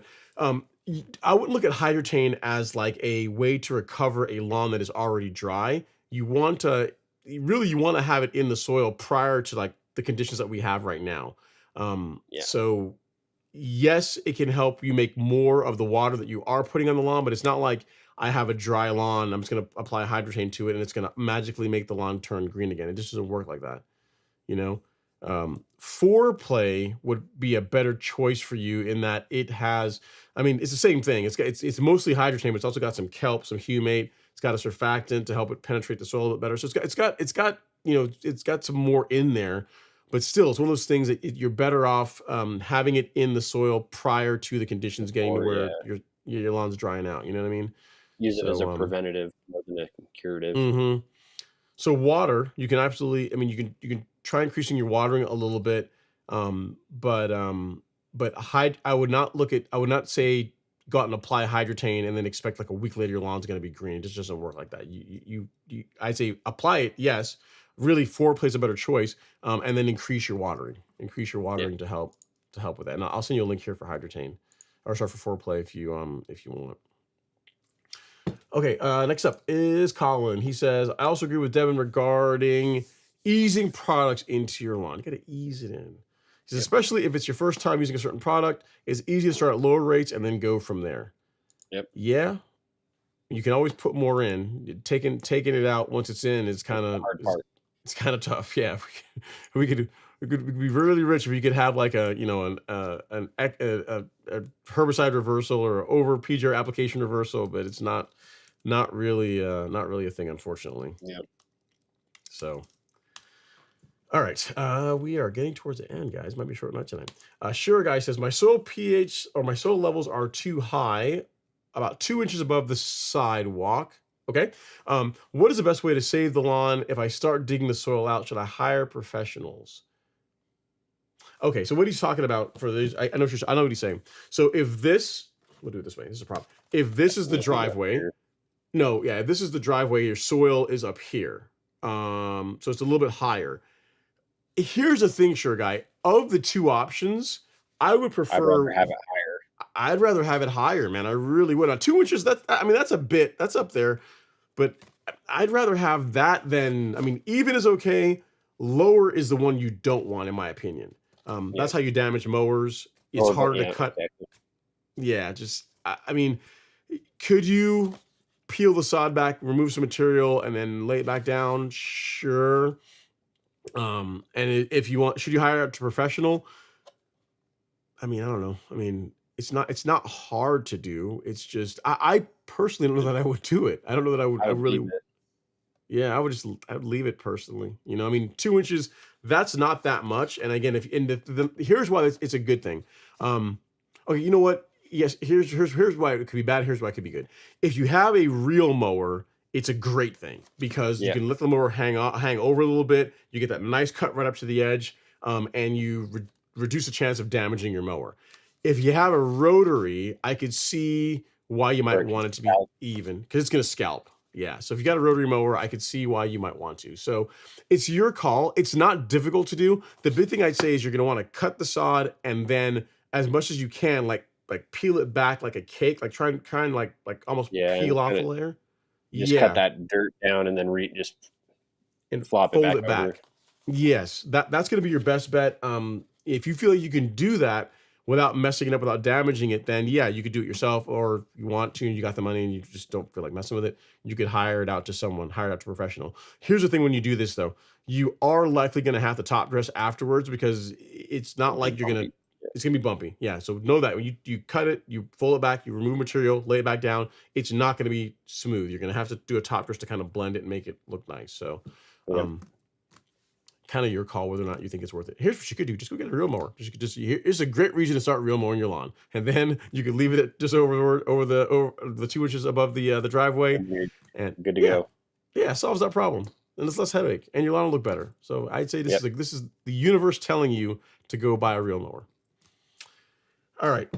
Next up is Ryan Contento. He says, I don't care about football, but go Dogs. You know what? Even if you don't care about football, the Georgia Bulldogs are an excellent choice. It's like if you go into a store and you want a cola, Coke, great choice. Pepsi's okay, but if you Coke, say I want a Coke, it's not a bad choice. At least you didn't go with, one of these other teams. All right. Anyway, moving on. Colin says, plus you see how your lawn reacts to it, and I'll make adjustments afterwards and up the rates once you get the idea of what your lawn type does specifically. Yeah. So what he's talking about is, just the point is, just adding growth regulator or adding any other product. It's not a race. The thing is that a lawn is never. I hope you guys can experience this. The lawn is never perfect, and even when it is, it doesn't stay that way. So just you don't have to be in a race to try and go from zero to hero. Just enjoy it, and Colin's approach, the fun part of it. Yeah, playing with it. And here's the if you could put a product on your lawn and it looked amazing all the time, then everyone would have amazing lawns, and then we wouldn't care about them anymore. So the fact that it's hard is what makes it fun. Yep. So it's that one. Well, at least that's how it was with my yard. It's like you get that one brief window where it might look perfect. There's still probably something that you'll see that still bothers you. But there's that one brief window where you're like, oh man, it looks really good today. And that's what it's all about. And then just try to build on that and keep it going. Yep, exactly. Because even when you take that picture and it looks gorgeous, you can get a drought, a dry spell, no rain. You're going to have some other problem that's going to happen. And it's going to be a constant thing, so enjoy it. Live for that. If you're lucky, my 2 to 3 week period when the lawn looks absolutely gorgeous. So if you're lucky. All right, next up is Steven Thompson. He says, if I spray propiconazole and leave it on the blade, should I expect any damage? 95-degree temps here in Dallas-Fort Worth. Maybe if I apply in the morning and water the following morning? Thanks, guys. I'm trying to remember. I think does propiconazole. I guess it would depend on what product you're using, what percent the AI is. But I want to say I think there's a propiconazole that has a warning with temperature. Don't mark my words, but I think there is. I would read your label really carefully, and I would do it instead of going from morning to morning. I would do evening to morning when it's a little cooler. Nice. This is good advice. So yeah, if you're worried about it, Steven, spray in the evening versus the morning. That's good advice. I like it. Cool. So check the label and then spray in the evening. Next up is Melvin. He says, hey, Ron, my Bermuda is looking beautiful with a good color and really thick, but I have seed heads. What could be the reason? Okay, man. First of all, did you not see all the savagery we've been showing on the live stream tonight with people with lawns all messed up and just burnt all to a crisp? You better be happy with what you have. If all you have is seed heads, you don't really have a problem. To answer your question, seed heads are normal. They're a stress response from the grass when temperatures get when there's a big temperature change. But Bermuda, typically when you go from cool temps to hotter temps, the lawns will the grass will throw up seed heads as a response of saying, hey, I might die, so I'm going to put babies out there so that I will continue, right? For most lawns, from my lawn, most of the lawns in this neighborhood, even lawns that don't get really a lot of love, they have like a service that applies products to them a couple times a year. It's normally a 3-week or so problem. If you're still seeing seed heads, make sure you're putting enough water on it. You can also use growth regulator. That's another good reason to use growth regulator is it will help suppress seed heads and make it to where they're not going to show up as much. That's what I would tell you, Melvin. So look into Primo Max, and also or a new. This is a great. I started using this year and really like it. Not cheap, but really good product. That's the only other thing I tell you. Make sure you put enough water on it. Make sure your nutrient is where it needs to be, and it's completely normal. You're not doing anything wrong, I guess is what I'm trying to say. Yeah. So let it run its course. Brandon Henry, he says, hey, cousin, so I did a renovation last year. The gutter was clogged and rainwater washed away part of my topsoil. Now the hill has a divot. Would you use topsoil or topsoil sand hill to fix it? Kentucky bluegrass. What do you say? I'd probably use the same material you used in the beginning, just so you don't have an area where it's different than everything else. Yep. That's great advice, Brandon. So yeah, whatever you used before, just go back with that, and now that you fix the drainage, it shouldn't be a problem. So yeah, same stuff you used before. I like it. Next up is Golf Junkie. He says, so I think you guys said using a fungicide damages all the work of putting microbials. Can you clarify? Yes. So fungicides are hard. I wouldn't say they damage all the work, but they are hard on the microbial activity in your soil. They do decrease it. That's a big reason why in the carbon kit and why we use products. Yeah, like BioSpectrum, this literally helps restore the biology to the soil, and also if you use products like your humic acids, like your kelp products, kelps, all those help increase or reestablish microbial activity. So yes, Golf Junkie, fungicides as a tool are hard on the good bacteria, but you can use tools again like BioSpectrum, like your biostimulants to help bring that back. I would say this. It is worth using, especially for highly maintained turf. So if you're real mowing and you're doing like lots of we're talking about here, for highly maintained turf, you absolutely want to use a fungicide. I swear by them. I do them like May and June, at least twice a year is a good thing to do. And then you've got products to be able to make up to help recover from that. So yeah. So hope that helps. Yes, but still use them. And then Brandon has a question for Devin. He says, hey, Devin, does aerating and sanding the greens every year diminish the ability for the soil to retain nutrients? If so, how do you fix this? Oh, that's actually a really good question.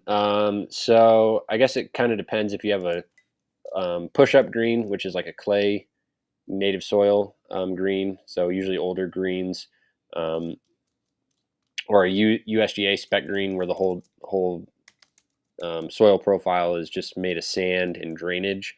I guess I'll start if it's a clay one, aerating and adding sand to it to a degree will eliminate the ability to hold the nutrients. But on those, it's increasing your drainage, which is what you would want on a native soil clay kind of push up green. And on a USGS spec one, the profile's ability to hold on to nutrients is already very low anyways, just because of the material in the profile. That aerating and adding sand doesn't change that because you're putting in the same kind of material anyways. You're just removing organic material. And that's why a lot of times on greens anyways, they're on very high level fertility programs to replenish that to what could be lost. So Nice. I guess in a long answer short, the fertility programs are very specific to account for that diminishing fertility levels. Nice. Cool. And is it on your greens? Is it primarily liquids you guys use for nutrient inputs, or do you also use like greens grade fertilizer prill, or which how do you guys what do you guys go with? So it just depends. We won't use any granular stuff unless like we get like a soil result, and like if we're low on phosphorus, we'll use something like an 1152O, or if we're low on potassium, like an 0022S with sulfur, something like that. Everything else, any fertility or any nutrient input is all through the liquid program. Nice. Cool. Good question, Brandon. It's a good one. I think Yeah, I've never had that's a that one really good before. question. That's a great question. Andre Taylor is up next. He says, evening, Ron. Happy Friday. I have 901C and I also have the 22-3. Would you ever combine the two? And if so, what race would you mix it at? I wouldn't. I mean, you use one or the other for your nitrogen source. If you're going to be using the 22-3, what you would do is you'd use release 0 instead of release 901C, because release 901C is basically just release 0 with fertilizer. So with release 0 and 22-3, you get the benefits of that 10% micronized carbon. You get the enhanced nutrient uptake that the nano-release technology that Miramichi puts in their products offers, without overdoing it with the nitrogen input. So to answer your question, I would not mix them. So I can't really give you a rate that I'd recommend. Because I've never, there's no real need to do that. So I'd say if you're going to go with the 22-3, either spray it by itself or mix it with release 0. And if you spray 901C, there's no need to add release 0 because it basically is release 0 with fertilizer. So hope that helps. What you could do is this: since you got both, alternate. Like one week or one of the say the beginning of the month you could spray 901C, and then 2 weeks later the 22-3, and just go back and forth, just bounce back and forth. You could absolutely do that. That would be okay. Yeah. But I wouldn't do them both. Like that's too much nitrogen. So I wouldn't. There's no real benefit. And there's to help you out with this, Andre, I did a YouTube short that I'll link for you here in the chat to answer this very question. That talk about the different combinations of the new fertilizers and micronutrients and the rates that I would use. And it's literally less than a minute of your time. So if you got a minute to watch it, it's worth it, and it will answer your question. It'll give you the combinations that I personally have used and that work well. For example, this time around, I did 22-3, release 0, NutriKelp, and Biospectrum, and then the next time I'll go back to 901C. So I'll be doing what you're doing. I'll play with it. I'll go back and forth. So this is the video that shows the combinations that I'm talking about that I just linked for you in the chat. All right, next up. Simple cash offer. He says, no, I think we've already done that one. You've already asked via super chat, so we're good. And then McNasty Motorsports says, howdy, Ron. Good show tonight. Hook 'em. Man, another person with poor taste in football teams. Why, man, I thought I could have taken you for a Georgia Bulldog fan. I figure you were. Man, you got great taste in cars. Your lawn looks great, but I mean, I guess nobody's perfect. And then James Smith says, for Tigers, remember Auburn, Alabama usually beats us. Rednecks, go Dogs. Yeah, wait. So the LSU or the Tigers isn't Auburn also Tigers? Or am I wrong on this? Yeah, they're both Tigers, I guess. Correct. So yeah, I thought they're both Tigers. So, all right, Ruben Texeria it says, Ron, I just wanted to thank you for your service and advice. I learned so much from you. I was overwatering and had fungus, and you suggested to water 3 times a week. Once I did that, my lawn looks good. Yeah, awesome, man. Because not enough Nice. water, bad. Too much water, bad. Bad. That's why like lawn care is so much fun, because it's always this is why when people write to me and they say, what irrigation program are you using, how long you're running your irrigation, I want to do the same thing. I'm like, it doesn't work that way. Like what Yeah, I you always do, tell them, literally like, what I don't do do on it my lawn audit. will not work on Alex's lawn. You know, Yeah. it's different, you know. So I can give you guidance, but you got to kind of play with it. Gotta play with it. I'm glad that it was useful. I'm glad that your lawn is looking better. At least someone's lawn is.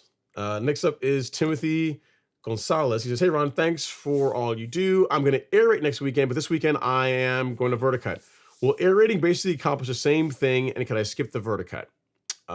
No, but I can give you, I'll let John take this one. I'd say two separate things. So verticutting, you're kind of removing the thatch. You're not actually, to a degree, you're going to the soil, but not to the degree that you would if you're pulling a plug. When you pull a plug, you're actually penetrating down in the soil, hopefully 3 or 4 inches, and pulling that out and providing a actual channel down into your soil profile for air, nutrients, water to get down into. Verticut, you're just kind of thinning things out, removing that thatch where things can kind of get blocked up off top. So if you do them both together, you're really creating a perfect world for yourself. Nice. Yep. So both is one is not beat the other. Yeah. So do both of them. Great.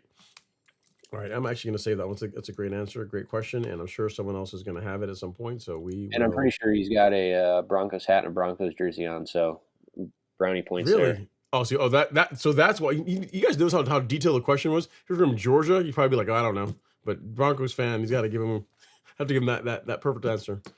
Cool. Is that Broncos? Might be. And something I wanted to show as well too, as far as lawns. Robert Rainey sent me some pictures of his Bermuda lawns. You guys remember this past fall, he overseeded with ryegrass, looked incredible. Then he sprayed it out, got rid of it, and you went through that transition period. And this is what it looks like today, which again, that's awesome. Yeah, I mean that's clean, man. I mean, and the thing is, he said the pictures. He's like, "Oh, it's slowly getting there. Please, don't hold it too hard against me. I'm doing my best." And sends pictures that looks really good, man. I can see your dog though. I can see your dog marking. I can see the marks. But yeah, lawn looks incredible, man. Especially this time of year. The color looks great. So keep doing what you're doing, Robert. Looks awesome. Okay, next up we have Terrence. He says, sorry for all these questions about water. It's no waters, man. I mean, you and everyone else is asking it. Let's see. James says, lawn fam, let's get those likes in before we end our night. We all know Ron sleeps better the more likes that come his way. That is true. That is a fact. And then Max Allen Greenskeeper. This is a good one. He says, Ronald, how are you? I appreciate that. It's just Ron, but I'll take the sophistication of Ronald. Sure, why not? His thoughts on using ceramic additives like Profile to your top dressing to help the soil hold water longer. I'm not familiar with Profile. Devin, I'm going to punt to you. Yeah, so that actually does work. So we have a couple bags of ceramic Profile that we have, and I'll mix it in with some sand. And when I ever do like hand top dressing on greens for thin spots, I'll use that, and it kind of helps retain moisture on those areas to kind of help things fill in more rapidly than otherwise. But yes, that does work. So that's kind of a cool thing for someone to ask. Nice.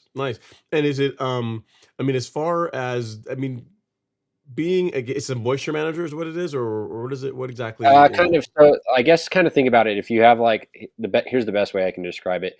If you have like a ceramic pot or something with like a plant in it, and you water it, and then you can kind of see that ceramic suck in color the water change a little bit. Yes, it's kind of that's the theory behind it, and then it kind of that. So it's kind of something similar to that is kind of the best way I can describe it.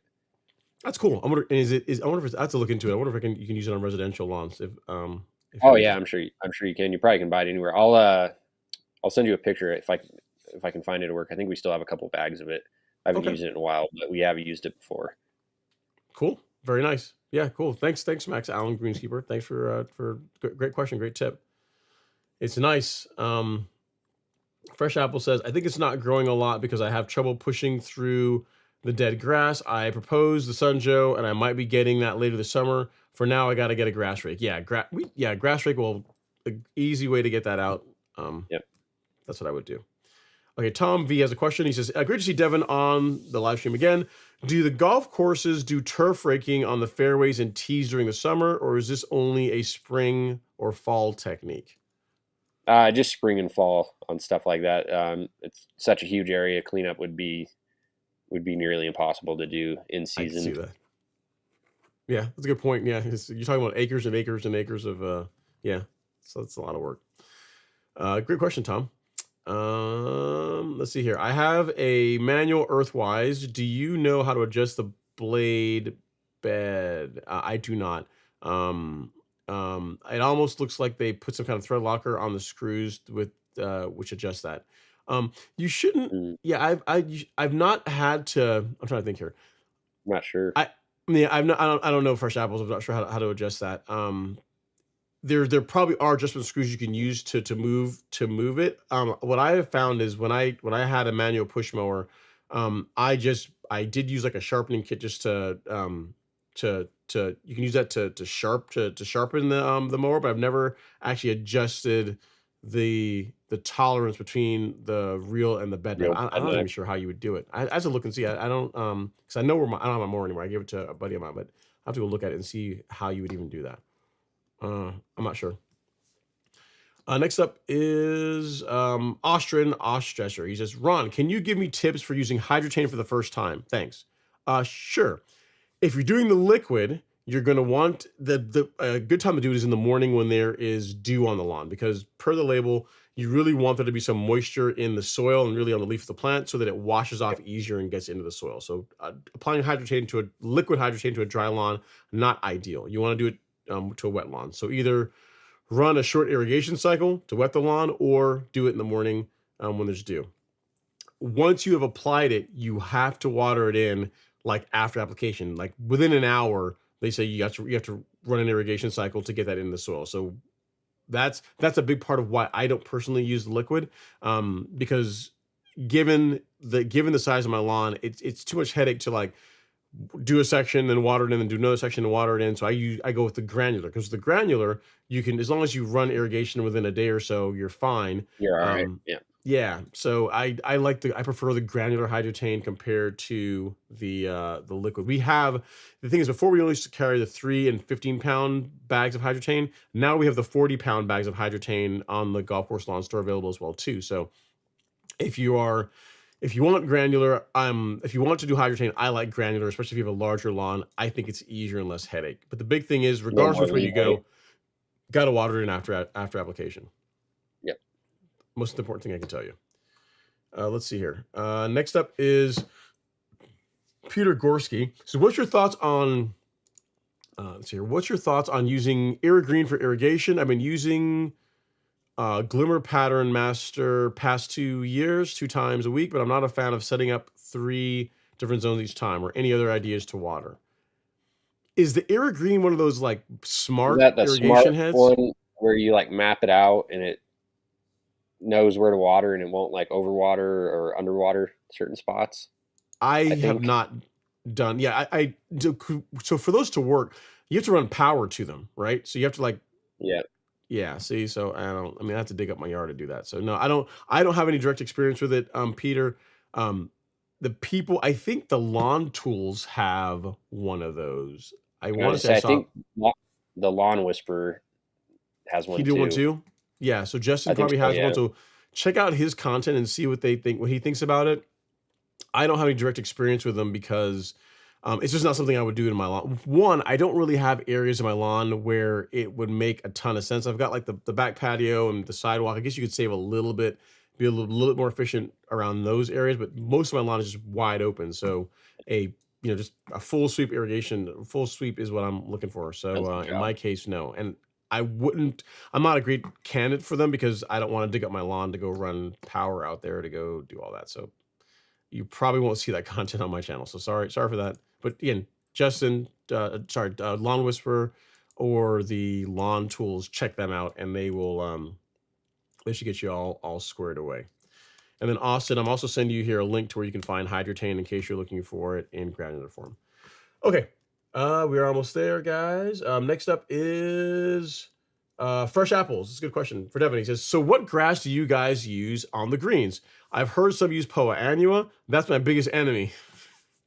Yeah, so we're mainly bentgrass, but we do have some POA. We're doing the POA cure program right now. So we're probably 90% bentgrass, 10% POA on certain greens. So it's just a mix, but the majority of the greens are bentgrass. Nice. Okay, so your goal is to over the next couple of seasons to eliminate the POA altogether and go just straight bentgrass. Yep. All right, great. Tito Serrano says, hey, Ron, in February, my soil test showed high phosphorus, so I won't use phosphorus this year. How long will it take to bring down phosphorus numbers?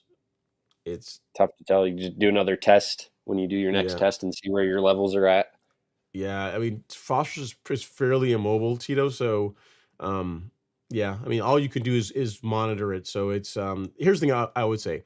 I would not be so focused on bringing it down. I would just not add more. So that's what your soil tests are telling you. Hey, you've got adequate amounts of phosphorus. No reason to put more into the soil. So just don't do that. And if you want to keep an eye on it, just do more testing to be able to do that. But it's not something I would lose any sleep over. I guess is what I'm trying to say. No, you know, it's just, no. Yeah. Robert Rainey says, Ramsey says she is the dog says she can't help it. Thanks for sharing, and thanks for all the great content you and Devin are providing this evening. Okay, so Ramsey, so Ramsey runs the lawn. That's what I'm hearing, right? So okay, I get it. But despite the marking, the part she's doing, the lawn still looks pretty good. So keep it up, Robert. It looks pretty awesome. Looks pretty awesome. I had one more lawn I had to show. Colby Brown sent a picture of his lawn. So if you guys remember, Colby did a renovation. So he burned down his existing lawn. I think he got a super sack of carbonized PM that he spread over the entire lawn, and then he did like grass seed. And you can see how, I mean, that color is awesome. Coming in. Yeah, coming in really nice. And he asked me about mowing, and I said, man, you're not far off. I mean, if you want to set your mower up high and want to take the tops off, you could. It's off, yeah. Yeah, I mean that looks pretty tall to me. So you could. I mean, I wouldn't start necessarily real mowing that yet, but if you want to take a little bit off, not gonna hurt anything. Nice. Looks good. Great work. All right. And then next up, I think our last comment of the evening is fresh apples. He says, what nutrients make the grass darker green? Some parts of my lawn are light green. Iron, manganese, any of your micronutrients will help you there. Yep. So make sure you get enough micros. Nitrogen is also still important for darker color too. But yes, pretty much everything in your soil test results are important. But nitrogen and then also your micros. Iron is what most of people do. Fresh apples.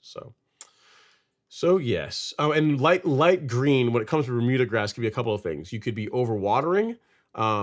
It could be overwatering, could be new grass, or it could be a nutrient deficiency. So one of those three. So you'll know if you're not watering your lawn a whole lot, then it's probably not that. So it could be, based on your question, probably a nutrient deficiency. And something you could try is an easy way to test it is just get a liquid fertilizer, like we are 22-3, like go with something like that and spray that. And within a few days, you should start seeing a nice response in the lawn. If that's the case, then perhaps consider increasing your granular inputs to help build up the nutrient levels in the soil. But a soil test is going to tell you all this stuff. If you have you been soil tested this year, do that, and that'll really let you know what's going on. Give you all your answers. Yep. Mm-hmm. And then James Smith says, lawn ecology has some evergreen content. He says one of its features is the ability to shorten water throw in some areas. It keeps water from watering the driveway and then back out further. Yeah, I've seen this. Pretty cool, man. It does, as it's sweeping, it literally, maps, like you said, it shortens the throw and then increases it. It looks cool, but it is cool. It is cool. If you're trying to really conserve water, then it's a good thing. It's a good thing to do. It's just not something for me because it's not. Maybe if they made one that ran on solar, that had like a battery. I don't know. That's probably make it even worse if you did that. 'Cause I guess you could run on. I guess you have to stick up and get sunlight. I don't know. Whatever. The big problem is you have to dig up your lawn to install it, which I'm not going to do. So that makes it a hard no go for me. Yeah. Like the upside does not offset the down for me. So there you go. All right. Well, cool guys. I think that is it. Based on that note, I will cue the outro music. As always, Devin, thank you so much for coming to hang out with us tonight. Hopefully you guys got some value out of it. We got lots of products in stock at the Golf Course Lawn Store. So if you need fertilizer, micronutrient, your fungicides, insecticides, herbicides, we got you all covered. So definitely check us out. And Devin, any parting words that's not like football related? No, I guess just keep going with your yards for the rest of the year. Get them ready for 4th of July and have a good 4th. Yep, definitely. That's true. Our next live stream will be on Friday, which will be July 5th, I think. So be safe. If you guys are gonna be out there shooting fireworks, be careful. Make sure you keep all your fingers and everything, and have fun and just enjoy it. Enjoy the process. Like, lawn care is supposed to be fun, and enjoy the fact that it's not always perfect. Have an amazing evening. I will see you guys next week. Take care. Thanks, everybody. Good.